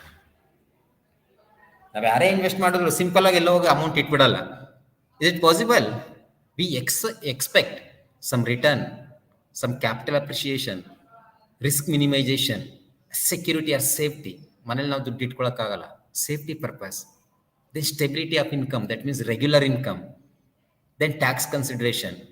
Then one more, liquidity also. Then what's the return? Say example, you investment on equity share. Today price 100 rupees. You invested 100 rupees per share. But tomorrow automatically which is jumped to 200 rupees. Then 100 rupees is the return. 200 tomorrow price, you are selling at 200, but invested 100. 200 minus 100, remaining 100 rupees. So 100% profit. 100 invest ಮಾಡಿದ್ರೆ 200 ಆಯಿತು. That means 100% profit or return. Or regular return. Say example, investment on owner's equity or preference share or debenture. Every year you receive dividend or interest. Debenture invest ಮಾಡಿದ್ದೀರಾ, you will get interest. Preferential invest ಮಾಡಿದ್ದೀರಾ, you will get dividend. Fixed rate of dividend or interest you receive, it is called return. Next, capital appreciation. As I told, recurring deposit. Every month you deposit 1,000 up to 6 years or up to 5 years, 60 months. So after 60 months or after 5 years, you receive 75,000. Your investment 1,000 per month means total 60 months, 5 years. 12 months into 5 years, 60 months. So 1000 per month ಅಂದ್ರೆ ಎಷ್ಟು invest ಮಾಡಿದ್ದೀರಾ? Total 60,000. But after 5 years you receive 75,000. That additional 15,000 consider as capital appreciation. ನೋಡಿ, ನಿಮ್ಗೆ regular ಆಗಿ ಯಾವ income ಬರ್ತಾ ಇಲ್ಲ ಇಲ್ಲಿ. 1,000 ಇನ್ವೆಸ್ಟ್ ಮಾಡ್ಕೊಂಡು ಹೋಗ್ತಾನೇ ಇದ್ದೀರಾ. But end of the 5th year you receive 75,000. That is capital appreciation. One more best example, real estate investment on sites. ಇವತ್ತು 10 lakh ಇನ್ವೆಸ್ಟ್ ಮಾಡ್ತೀರಾ, that is also one of the investment alternative. Real estate, precious asset, gold, jewellery. So again, you invested in 10 lakhs site. Today, after 1 year, it value 15 lakhs. Today you invested rupees 10 lakhs, but after 1 year, 15 lakhs. That is capital appreciation. ನಿಮ್ಗೆ ಅಲ್ಲಿ regular income ಏನು ಕೊಡ್ತಾ ಇಲ್ಲ, ಅದು rent ಏನು ಬರ್ತಾ ಇಲ್ಲ ಸೈಟಲ್ಲಿ. But end of the year you are selling it. Once ನೀವು ಸೇಲ್ ಮಾಡಬೇಕಾದ್ರೆ you receive 15 lakhs. But your investment 10 lakhs, but sales value 15 lakhs. That 5 lakhs considered as capital appreciation. Next one, risk minimization. Risk means probability of losses. ಆ ಲಾಸ್ನ minimise ಮಾಡಕ್ಕೆ ನೀವು invest ಮಾಡ್ತೀರಾ. Security or safety. Say example, you have 10 lakhs, ಮನೇಲಿ ಇಟ್ಕೊಳಕ್ಕಾಗುತ್ತಾ? No safety, no security, ಅದು theft ಆಗ್ಬೋದು. So that is why we go for investment. Like deposit ಆಗ್ಬೋದು, share, debenture, bond, money market security, capital market security, precious asset, gold, or real estate, anything, anywhere you can invest. Next, stability of income. That means regular income. Stable ಆಗಿ every month ನಿಮ್ಗೆ ಏನೋ ಮನೆ ಖರ್ಚಿಗೆ as a household ladies 1,000 rupees additional ಬೇಕು, ಎಲ್ಲೋ ಒಂದು ಕಡೆ invest ಮಾಡ್ತೀರಾ. Every month you receive 1,000. Stability of income. Then tax consideration. Some rich people, they don't want make any return. ಅವ್ರಿಗೇನು ರಿಟರ್ನ್ ಬೇಕಿಲ್ಲ. Don't want capital appreciation, don't want safety, but they need tax consideration. Say example, impose CEO, he receives salary around 1 crore per month. ಅವ್ರು return ಬೇಕಿಲ್ಲ, ಬೇಕಾದಷ್ಟು ದುಡ್ಡು ಅವ್ರ ಹತ್ರನೇ ಇದೆ. Capital appreciation ಬೇಕಿಲ್ಲ, ಬಟ್ ಟ್ಯಾಕ್ಸ್ ಎಕ್ಸಂಪ್ಷನ್ ಬೇಕು. ಸಿಂಪ್ಲಿ ಗೌರ್ಮೆಂಟ್ ಅವ್ರು ಟ್ಯಾಕ್ಸ್ ಕಟ್ಟಕ್ಕಾಗಲ್ಲ. That is why they go for investment. So investment objectives: return, capital growth or appreciation, risk minimization, security or safety, then stability of income, then tax consideration. Another important concept in investment, return and risk. As you know, return means ನೀವೇನು amount invest ಮಾಡ್ತೀರಾ ಅದಕ್ಕಿಂತ excess ಬಂದರೆ it is called return. Say example, investment on site 10 lakhs, but after 1 week you are selling for 15 lakhs, 5 lakhs is return. Stock market investment, today you invested 1,000, same security tomorrow you are selling at 1,500 rupees, then 500 rupees profit or return. Return is what investor realize on their investment for specific period. Next one, ಯಾವುದೇ ಒಂದು invest ಮಾಡುವಾಗ it may be positive or negative. If you get positive, then it is called return. If you get negative value, then it is called risk. Say example, you invested on site 10 lakh rupees, some legal problem, 8 lakhs sell ಮಾಡ್ತೀರಾ, 2 lakh losses. 10 lakhs ತಗೊಂಡು ನೀವು by ಮಾಡಿ 8 lakhs rupees ನಾಳೆ ಮಾರ್ತಿದ್ದೀರಾ ಅಂದರೆ 2 lakh rupees losses. Means negative value. Negative value means losses. That is called risk, probability of losses. ನೀವೇನು invest ಮಾಡಿದ್ದೀರಾ ಅದಕ್ಕಿಂತ excess ಬಂದರೆ ರಿಟರ್ನ್, ಲೆಸ್ ದೆನ್ ಬಂದರೆ risk. Risk is nothing, probability of losses. That is why return may be positive or negative. Positive return, okay, it is called return. Or positive value, it is return. Negative value, it is risk. Risk is nothing, probability of losses. Say example, in stock market today you invested 1,000 rupees, but tomorrow ನೀವು sales ಮಾಡಕ್ಕೆ ಹೋದ್ರೆ you are receiving only 800 rupees. Investment amount 1,000, but sales value 800. 200 considered as losses because less than your investment. You received less than your investment. Again, risk can classify two types: systematic risk and unsystematic risk. What's a systematic risk? Then what's a unsystematic risk? That's a question mark. Systematic risk means it is called uncontrollable. Once again, student, make it note. Systematic risk which is uncontrollable. Systematic risk further can classified interest rate risk, market risk, purchasing power risk. Again, you can ask question, sir, systematic risk ಏನು ಕದು uncontrollable ಏನು control ಮಾಡೋಕ್ಕಾಗಲ್ಲ. Say example, tomorrow election, day after tomorrow election result. Entire stock market may be upward movement or downward movement. ಅದನ್ನು ಯಾರಿಂದನೂ control ಮಾಡೋಕ್ಕಾಗಲ್ಲ.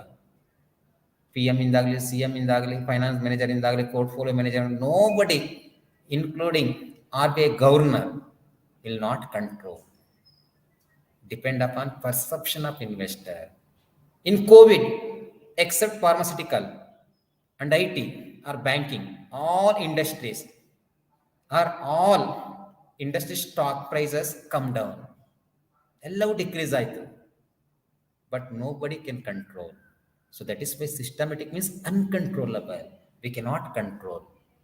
Again, systematic risk can classify three types: interest rate risk, market risk, and purchasing power risk. What is this interest rate risk? Say example, you are all student, you are studying MCom. Then education loan rate of interest at present 12%. Say example, education loan interest rate 12% at present. Tomorrow it may be 18%. Then number of borrowers decreases. Loan ತಗೊಳ್ಳೋರು ಕಡಿಮೆ ಆಗ್ತಾರೆ. Why? Because rate of interest increases to 12 to 18%. Percentage ಜಾಸ್ತಿ ಆಯಿತು. Percentage ಜಾಸ್ತಿ ಆದರೆ burden to student. The student not go for loan. Then both the side losses. One side student losing his degree because of high rate of interest. Loan ಮಾಡದೆ degree ಸೇರೋಕ್ಕಾಗಲ್ಲ. Loan ಮಾಡೋಣ ಅಂದರೆ rate of interest is high. Again bank, one side bank is suffering because of there is no borrower. Similarly, market risk, as I told, stock market volatility, price may be increase or decrease because of many reasons. ಅದನ್ನು ನಾವು ಯಾರು expect ಮಾಡೋಕ್ಕಾಗಲ್ಲ. Today Infosys stock 2000, tomorrow what will happen, we don't know. It may be decrease or increase. Next one, purchasing power risk. Again, inflation. If inflation increases, or price of the product increases, or price of the goods service increases, purchase decreases. Say example, 50 rupees apple per kg. ನೀವು 100 rupees apple ತಗೊಂಡು ಹೋಗ್ಬೇಕು decide ಮಾಡಿಬಿಟ್ಟಿದ್ದೀರಾ ಇವತ್ತು. 50 rupees per kg ನಿಮ್ಗೆ ಎಷ್ಟು kg ಬರುತ್ತೆ? 2 kgs per 100 rupees. Again tomorrow 150 rupees per kg. ಆ 1 kg ಬರಲ್ಲ. Today 50 rupees per kg per 100 rupees 2 kgs. But tomorrow price automatically jump ಆಯಿತು for 150 rupees per kg. ಆಗ ನಿಮ್ಗೆ 1 kg ಸಿಗಲ್ಲ. ಆಗ ಪರ್ಚೇಸಿಂಗ್ ಪವರ್ ಏನಾಗುತ್ತೆ? ಕಡಿಮೆ ಆಗುತ್ತೆ. ಕ್ವಾಂಟಿಟಿ ಬೈ ಮಾಡೋದು ಕಡಿಮೆ ಆಗುತ್ತೆ. ನೀವು ಸೇ ಎಕ್ಸಾಂಪಲ್, ಎವ್ರಿ ಮಂತ್ ಗ್ರಾಸರಿಗೆ ಅಂತ ನೀವು 5000 ಇಟ್ಟಿದ್ದೀರಾ. ಪ್ರೈಸ್ ಕಡಿಮೆ ಆಯ್ತಾ, ಸ್ವಲ್ಪ ಜಾಸ್ತಿ ಬೈ ಮಾಡ್ತೀರಾ. ಬೆಸ್ಟ್ ಎಕ್ಸಾಂಪಲ್, 6 months ಒನ್ಸ್ ಡ್ರೆಸ್ಗೆ ಅಂತಲೇ ನೀವು 5000 ಇಟ್ಬಿಟ್ಟಿದ್ದೀರಾ. 1000 per pair, 5 ಸೆಟ್ನ ಬೈ ಮಾಡ್ತೀರಾ, 5 ಪೇರ್ನ ಬೈ ಮಾಡ್ತೀರಾ. 5000 your investment fix. Every 6 months ನಾನು 5000ಗೆ ಬಟ್ಟೆ ತಗೊಳ್ಳೇಬೇಕು, ಡ್ರೆಸ್ ಮೆಟೀರಿಯಲ್ ತಗೊಳ್ಳೇಬೇಕು. Then fine, so 5000, 1000 per pair, you will get 5 pairs. But because of inflation, because of price increases, 2,500 per pair, then you will get 2 pairs only. Then purchasing power decreases because of inflation, because of price increases. Similarly, unsystematic risk. Unsystematic risk we can control. Systematic we cannot control, but unsystematic we can control. Again, you can ask question, sir, these are all interest rate risk, market risk, as we cannot control. Even CM, PM, they cannot control. But unsystematic, as you told, it is controllable. How it is possible?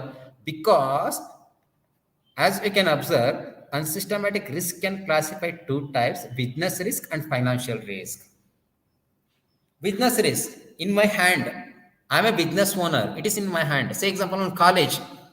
Number of students join ಆಗೋ ಥರ ಮಾಡೋದು depend upon college. Advertisement ಆಗ್ಬೋದು, quality of education ಆಗ್ಬೋದು. If you give proper quality of education, then automatically student increases. Student increases means profit increases. Profit increases means there is no risk. Risk means what? Probability of losses. If you get competitive advantage, like quality of education, your business is education.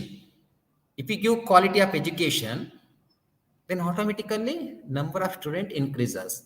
Number of student increases, then profit increases. Profit increases, there is no loss. That is in our hand. So that is why which can control. ಅದನ್ನ ನಾವು control ಮಾಡ್ಕೋಬಹುದು. Say example, for MCOM program, number of students are less in every college. Why? Because there is no employment. But college ಇಂದನೇ employment ಕೊಡಿಸಿದ್ರೆ, campus selection ಮಾಡಿಸಿದ್ರೆ, ನಾವು placement opportunity ಕೊಟ್ಟರೆ, again our college automatically number of student increases for next year in future days. That is in our hand. So that is why business risk means we can control. It is in our hand. Similarly, financial risk. As I told, business is good, profit increases. Profit increases, your operating income increases, EBIT.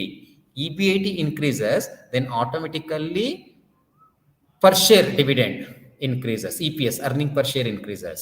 So once again, already studied in capital structure, UG or PG also, capital structure relating to EPS, earning per share.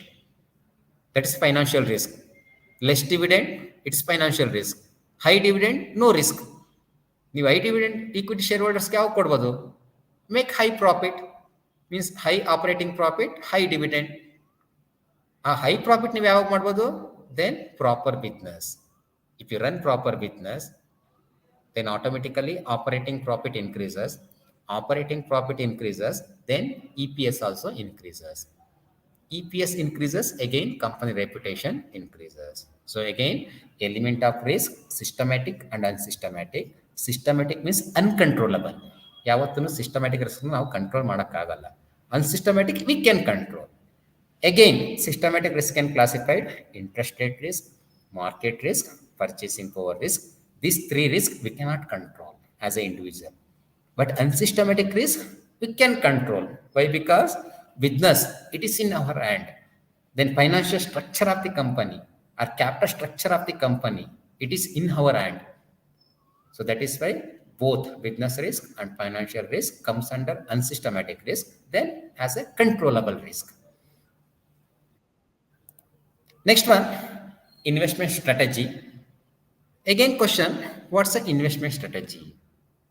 The term investment strategy refers to a set of principles designed to help an individual investor to achieve their financial and investment goal.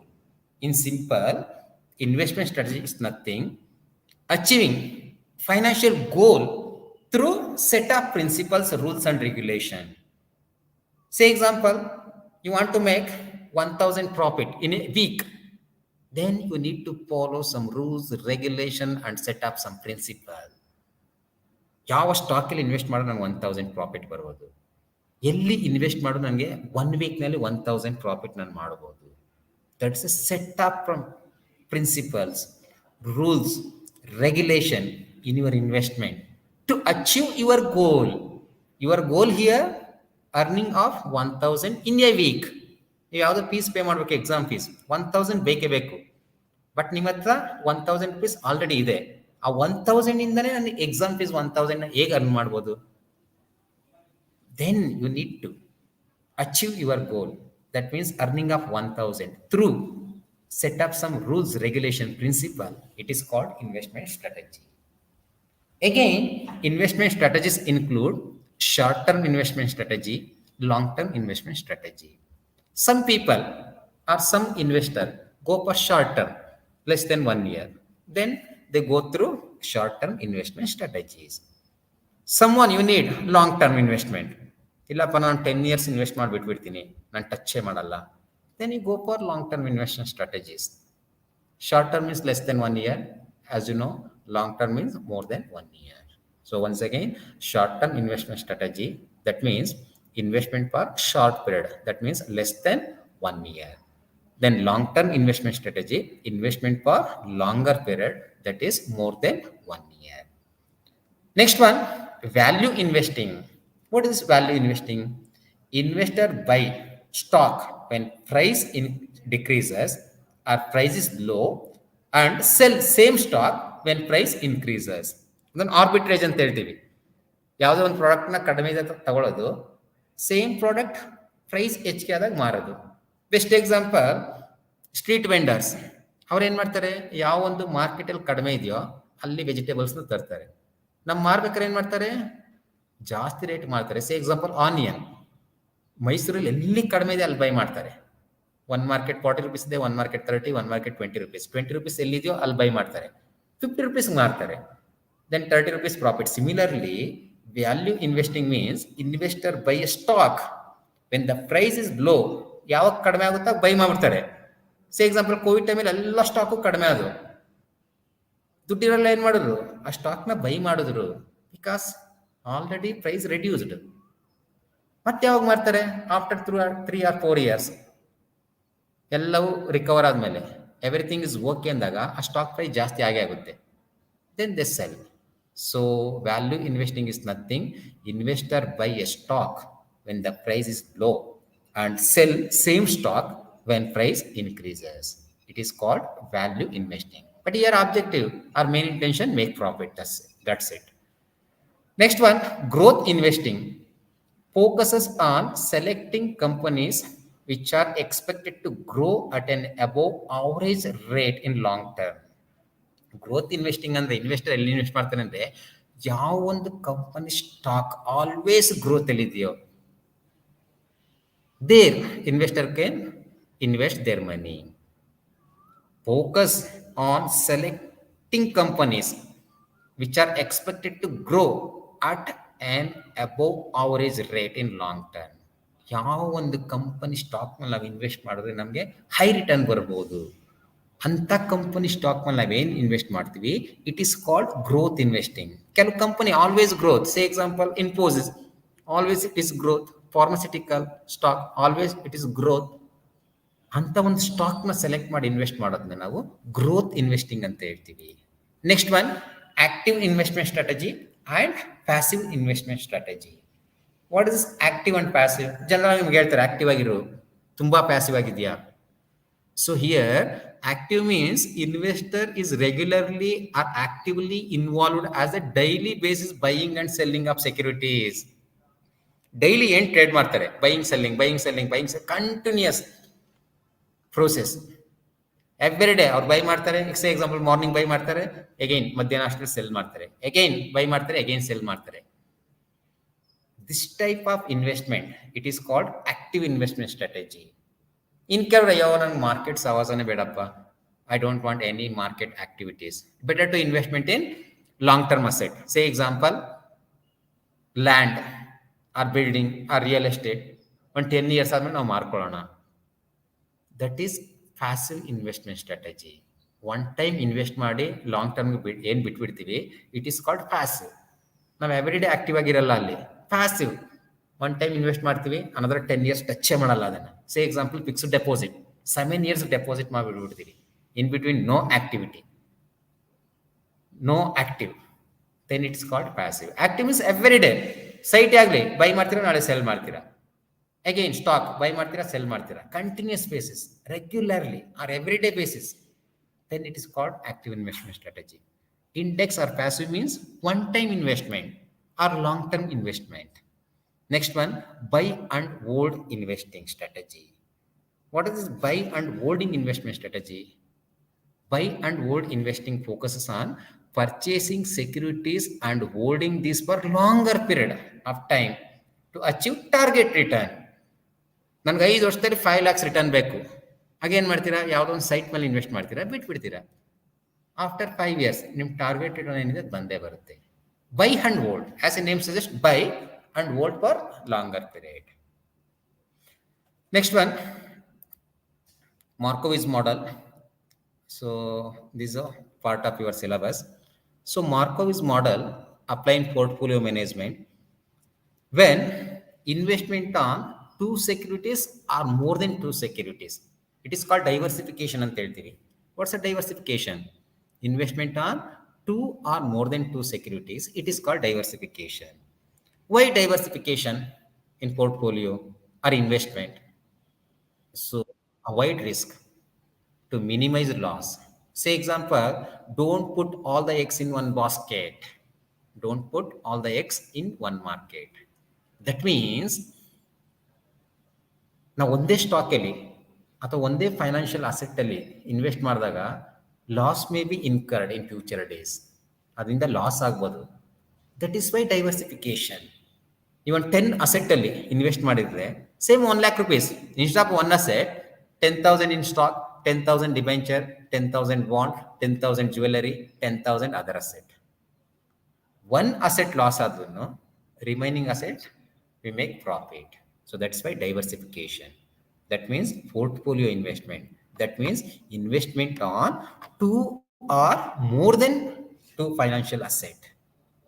So more than two asset risk and return ಏನು calculation ಮಾಡ್ತೀವಿ, it is called Markowitz model calculation, risk and return calculation ಅಂತ ಹೇಳ್ತೀವಿ. Next one, assumption of Markowitz model. This is also part of your syllabus. Assumption of Markowitz model, first one, risk of portfolio is based on variability of returns from the said portfolio. Risk depend upon return ಅಂತ ಹೇಳ್ತೀವಿ. Say example, price, stock market price movement. High price movement, high risk, less price movement, less risk. Say example, today you purchase for 100 rupees, tomorrow it's become 20 rupees.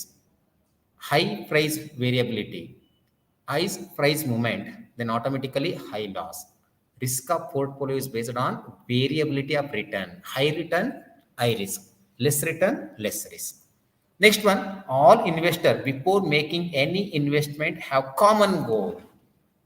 Say example, you are all investor in future. You have common goal, return, capital appreciation, safety, liquidity, tax consideration, any one goal. As per goal, you are going to investment.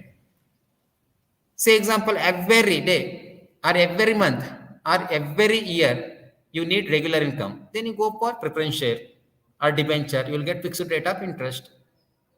Then you want to minimize tax, then you go for mutual fund. That is why all investors before making any investment have a common goal. According to that, he will invest. Next, all investors would like to earn the maximum rate of return that they can achieve from their investment. All investors, their expectation to make maximum return. ನಾನಾಗಲಿ ನೀವಾಗಲಿ invest ಮಾಡಿದ್ಮೇಲೆ maximum return. Say example M.Com study ಮಾಡ್ತೀರಾ ಅಂದರೆ maximum marks ಬರಬೇಕು. That's your intention. Say example your investing stock market, maximum return ಬರಬೇಕು. Say example insurance 10 companies ಬರ್ತಾರೆ, ನಿಮ್ಮನ್ನ approach ಆಗ್ತಾರೆ 10 ಇನ್ಸೂರೆನ್ಸ್ ಕಂಪನೀಸ್. ನೀವು ಕೇಳ್ತೀರಾ ವಾಟ್ಸ್ ಅ ಮ್ಯಾಕ್ಸಿಮಮ್ ರಿಟರ್ನ್, ನಾನು 20 years ಪೇ ಮಾಡಿದ್ರೆ ನನಗೆ ಎಷ್ಟು ರಿಟರ್ನ್ ಬರುತ್ತೆ, what's a percentage of return. So each and every investor would like to earn maximum rate of return. Next one, the investor bases their decision on the expected rate of return of investment. Every individual investor decision based on expected rate of return. ಎಲ್ಲಿ ನಮ್ಗೆ high return ಬರುತ್ತೋ ನಾವು ಅಲ್ಲಿ invest ಮಾಡ್ತೀವಿ. That is the rule. Next, every investor assumes that while making an investment, he will combine his investment in such a way that he gets maximum return and surrounded by minimum risk. Combination, combine. As I told, portfolio means investment on two or more than two securities. Markowitz model apply for two or more than two securities investment. Here, investor tried to maximize his return by combining investment alternatives. ಯಾವತ್ತು ನಾವು combine ಮಾಡಿದಾಗ return maximise ಆಗುತ್ತೆ, risk minimise ಆಗುತ್ತೆ. So that's the main intention. Next one, the investor can reduce his risk if he add alternative investment to his portfolio. ಯಾವತ್ತೂ ಇನ್ವೆಸ್ಟರು number of asset ಮೇಲೆ allocation ಮಾಡಿದಾಗ his ಇನ್ವೆಸ್ಟ್ಮೆಂಟ್ನ, then automatically profit ಜಾಸ್ತಿ ಆಗುತ್ತೆ, then risk ಕಡಿಮೆ ಆಗುತ್ತೆ. That is why it is called portfolio. Instead of investment on one securities, investor go for different alternatives. Then he can earn high profit with minimum risk. ಒಂದಲ್ಲಿ loss ಆಯ್ತಾ in 9 asset ಅಲ್ಲಿ profit ಬರೋ chance ಇರುತ್ತೆ if you investment on 10 securities instead of one if you investment on 10 securities one stock or one security losses remaining 9 will be profit ಅದೇ ನೀವು one ಮೇಲೆ invest ಮಾಡಿದ್ರೆ ಅದು ಲಾಸರ್ ಆಗ್ಬೋದು ಪ್ರಾಫಿಟರ್ ಆಗ್ಬೋದು that is different similarly say example you doing your M com ಅಂದ್ರೆ ಇನ್ನೂ ಒಂದೆರಡು ಕೋರ್ಸ್ ಮಾಡಿ after M com MBA or CA or CMA then you will get job easily. So that's a concept here. Next one, an investor should be able to get higher return for each level of risk by determining the efficient set of securities. An investor should be able to get higher return in each level of risk. So higher level of risk, high return, or less level of risk, high return. Any combination, but it should be ready to get higher return. So these are all assumption of Markowitz model. The next chapter, risk analysis and insurance planning. Almost everybody nowadays, everybody will get insurance. It may be general insurance or life insurance. Say example, COVID. After COVID, almost majority people they are getting health insurance. ಯಾವಾಗ ಏನಾಗುತ್ತೆ ಅಂತ ಗೊತ್ತಿಲ್ಲ say example we buy one car or we buy one scooter immediately we need insurance to cover accident benefit so that is why insurance for every person is needed again question it's a saving or investment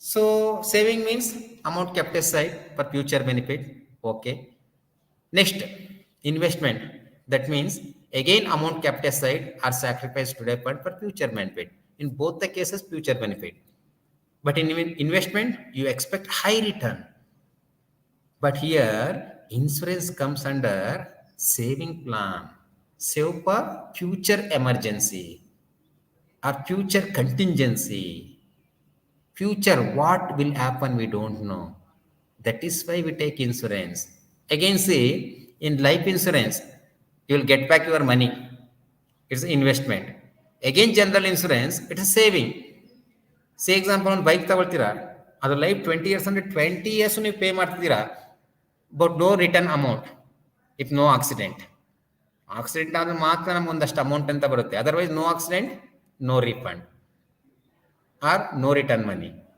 but you need to pay continuously say example you buy one car for rupees 10 lakhs every year 20 or 30,000 insurance we need to pay until life of the car ಎಲ್ಲಿವರೆಗೆ car ಇರುತ್ತೋ ಅಲ್ಲಿವರೆಗೆ ನಾವು insurance pay ಮಾಡಬೇಕು but ನಮ್ಗೆ ಯಾವ amount return ಬರಲ್ಲ but in life insurance you will get back ಒಂದು 20 years ನೀವು ಇನ್ವೆಸ್ಟ್ ಮಾಡ್ತೀರಾ then end of the maturity you will get some amount means capital appreciation amount but in general insurance not possible but anyway what's the insurance life insurance is a contract between two parties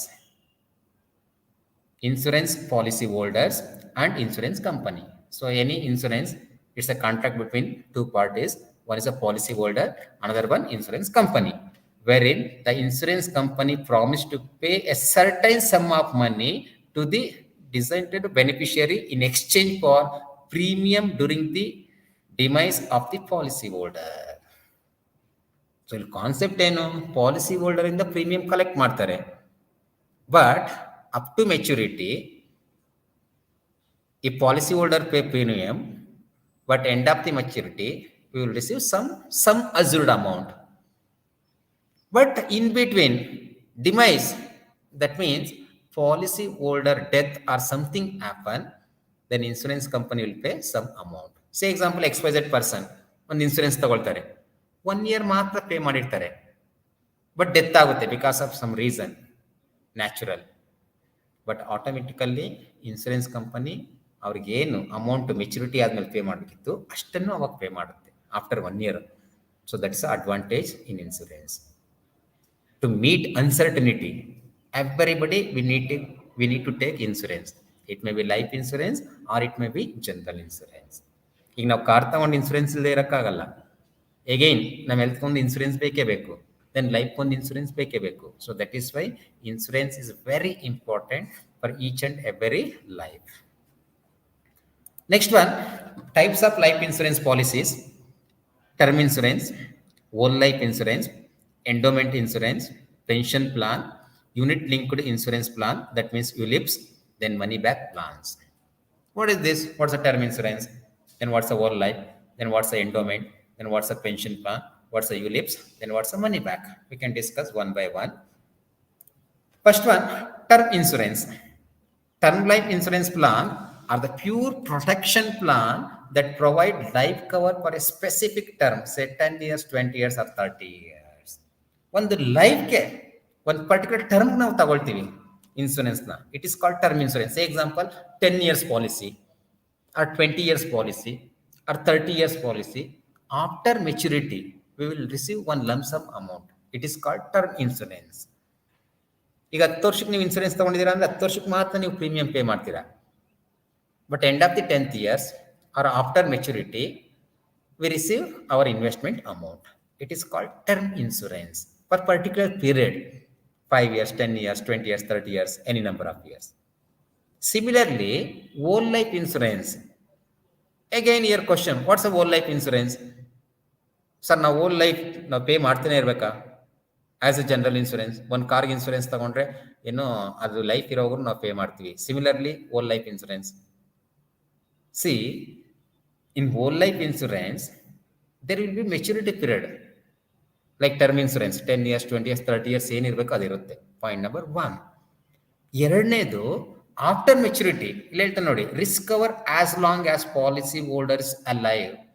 Whole life insurance plans come with cash value component which will be paid as a survival benefit at the end of the policy terms or maturity. ಒಂದು maturity ಅಂತ ಇರುತ್ತೆ ಅಲ್ಲೂ ಕೂಡ 20 years, 30 years. ಮೆಚುರಿಟಿನಲ್ಲಿ ಏನು amount pay ಮಾಡಬೇಕು, some asset ಅದು pay ಮಾಡ್ತಾರೆ. Point number 1. Next, however, even after the maturity of the policy, after maturity also, the plan continued to provide the death cover for the whole life of the insured. ಯಾರು insurance ಮಾಡ್ತಾರೋ ಅವ್ರಿಗೆ after maturity, ಈಗ say example ನಾವು I mean 40 years, I will take 20 years life insurance, means term policy. So 60 years ವರೆಗೆ pay ಮಾಡ್ತೀನಿ. End of the 60 years I will get back some assured amount. But death ಆಗೋದು 90 years. ಇನ್ 30 years ಅಲ್ಲಿ ಏನೇ problem ಆದ್ರೂ insurance company amount ಕೂಡ cover ಮಾಡುತ್ತೆ. It is called whole life insurance policy. Next one, endowment insurance. Endowment policies are the traditional product that come with dual benefit, protection and saving. In these policies, if the policy holder die during the policy term, the beneficiary will compensated with death benefit. Pay ಮಾಡ್ತಾ ಇರ್ತೀವಿ. ಸೇ example XYZ, you take one insurance. Maturity 20 years. Life of the insurance 20 years. But in between, after payment of 3 years, policy holder will die. What next? Again your question, sir ಅದನ್ನು pay ಮಾಡ್ಕೋಬೇಕು nominee? No. 20 yearsಗೆ ನೀವು life insurance ತೊಗೊಂಡಿದ್ದೀರಾ. ಸೇ example XYZ, ನಾವು ನೀವು ಅನ್ನೋದೇ ಬೇಡ, XYZ is taken life insurance for 20 years. 3 years ಆದ್ಮೇಲೆ death ಆಗ್ತಾನೆ. But sum asset ಏನಿತ್ತು 1 lakh, 2 lakh, 3 lakh, 5 lakhs, whatever amount, ಅದನ್ನು ನಾಮಿನಿ ರಿಸೀವ್ ಮಾಡ್ತಾರೆ. Policy holders dies during the policy term, the beneficiary, that means nominee will get amount. Again year question, sir ನಾವು premium pay ಮಾಡ್ಕೋಬೇಕಾ? No. ಯಾವುದೇ premium pay ಮಾಡದೆ after 3 years policy holder death ಆದರೆ nominee will get money. Next one, money back plan. So money back plan means, say example, ಈಗೆಲ್ಲ ತುಂಬಾ money back plants ಬಿಟ್ಟಿದ್ದಾರೆ. Like ನಿಮ್ಮನ್ನ ಯಾರೋ ಅಪ್ರೋಚ್ ಆಗಿರ್ಬೋದು ಇನ್ಸೂರೆನ್ಸ್ ಏನೋ ಏಜೆನ್ಸಿ ಅವರು. ಇದ್ರೇನು ಅಂದ್ರೆ, ಸೇ ಎಕ್ಸಾಂಪಲ್ ಪೇರೆಂಟ್ಸ್ ಕಾಮನ್ ಆಗಿ ಹೇಳ್ತಾರೆ, ಸರ್ 20 years ಮೆಚುರಿಟಿ ಡಾಟರ್ಸ್ಗೋ ಸನ್ಸ್ಗೋ ತಗೊಳ್ತೀರಾ. ಬಟ್ ಅವ್ರು PU ಬರ್ಬೇಕಾದ್ರೆ 18 years. The maturity 20 years, life insurance maturity 20 years. But ಅವ್ರನ್ನ PU ಬರ್ಬೇಕಾದ್ರೆ 18 years. Say example 15-16 years SSLC ಮುಗಿಯುತ್ತೆ, 10th, then 18 years PU. After PU degree, means expenses increases. ಆ 18 years ಆದಮೇಲೆ up to 23 years master degree complete ಆಗೋವರೆಗೂ ಅವ್ರು ಇಷ್ಟು amount ಅಂತ pay ಮಾಡ್ಕೊಂಡು ಹೋಗ್ತಾರೆ. Then again end of the 20 years maturity sum asset pay ಮಾಡ್ತಾರೆ. ಸೇ ಎಕ್ಸಾಂಪಲ್ ನೀವು 20 lakhs ಇನ್ಸೂರೆನ್ಸ್ ಮಾಡಿದೀರಾ ಅಂದ್ರೆ same 20 lakhs you will get after 20 years of maturity. In between, one 10 years ಆದ್ಮೇಲೆ 12 years ಆದ್ಮೇಲೆ some amount for education purpose, insurance company will pay. That is money back plan. During the policy, ನಮ್ಗೊಂದಿಷ್ಟು amount ಅಂತ ಏನು ಕೊಡ್ತಾರೆ, it is called money back plan. Then again end of the maturity will is lump sum, assured lump sum. That is not a problem. Next one, pension plan. Pension plan are specifically designed investment product for post-retirement income. Say example, I am an employee. ನಾನು 60 years ಆದಮೇಲೆ ಏನು ಮಾಡೋದು for my life? That's a question mark. So that is why pension plan means pension insurance plan. That's designed for post-retirement.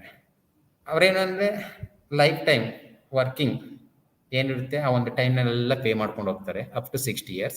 After 60 years ಅವ್ರಿಗೊಂದಿಷ್ಟು ವರ್ಷ ಅಂತ ಒಂದು 20 or 30 years some particular amount he receive as a pension. Next one, unit linked insurance plan. ULIPs are market linked investment plans which are part of investment. So insurance company ಏನು amount collect ಮಾಡ್ತಾರೆ, part of premium they are linked with financial instrument. That means money market instruments. Say example, insurance company will collect premium 5,000 from policy holder. Out of 5,000, 2,500 linked to money market instruments. Premium in market linked financial instrument ಅಂತ ಹೇಳ್ತಾನೆ ನೋಡಿ. Market linked financial instrument 2,500 pay ಮಾಡ್ತಾರೆ out of 5,000 premium. Remaining 2,500 they invest somewhere. Again, mutual fund concept only in insurance also. Every year they collect premium from you people. You are all policy holder. From you people, insurance company collect money as a premium.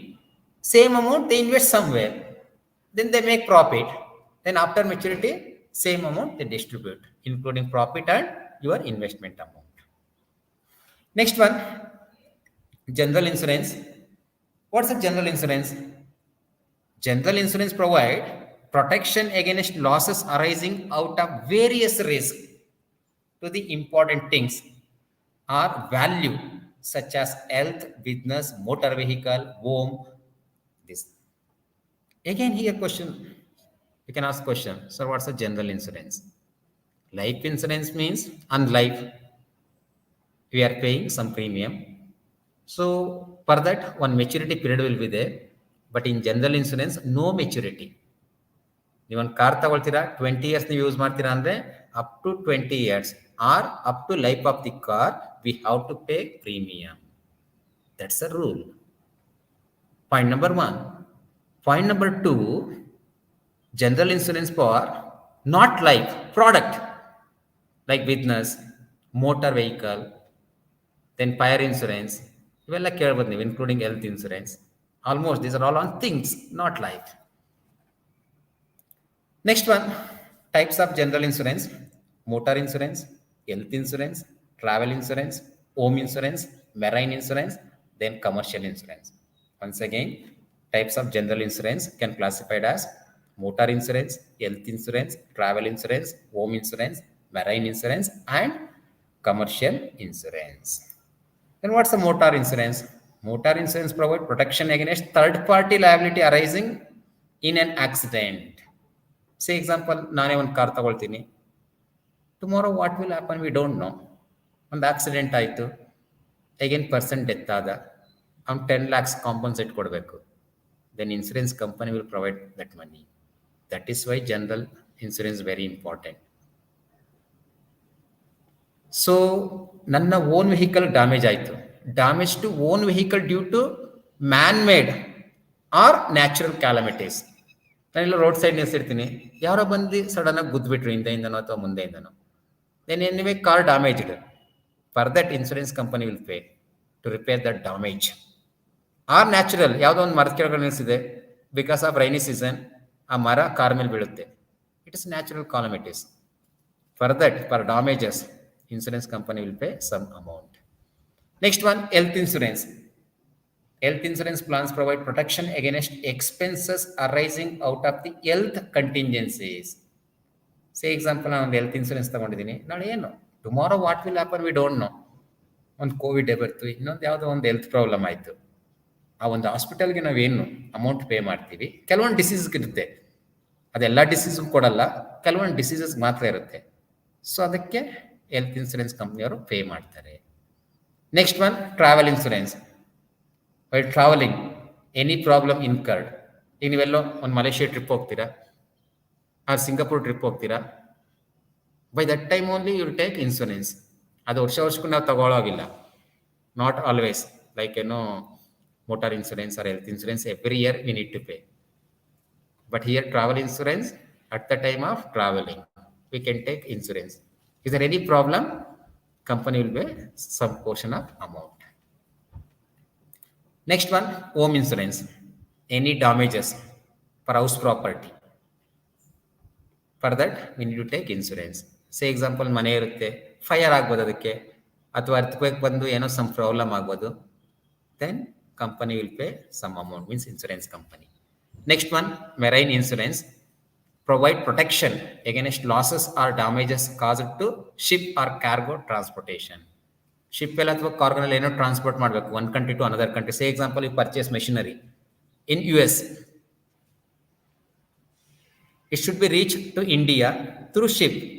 In between any damages, then we take marine insurance. Next one, commercial insurance, like insurance for public liability, employer's liability. Say example, we are running one business, or you are running one business, then you take employer's insurance. It is called commercial insurance. Or commercial place ಏನಿರುತ್ತೆ ಅದಕ್ಕೊಂದು insurance ತಗೊಳ್ತೀರಾ, it is called commercial insurance. So that is why, so every business we need to take commercial insurance to protect employees or public liability or other damages. So once again, so here insurance, which includes general insurance and life insurance. Again, life insurance include term insurance, whole life insurance, endowment policy, pension plan, unit linked insurance plan, then money back. Again, general insurance, which includes motor insurance, then health insurance, travel insurance, home insurance, marine insurance, then commercial insurance.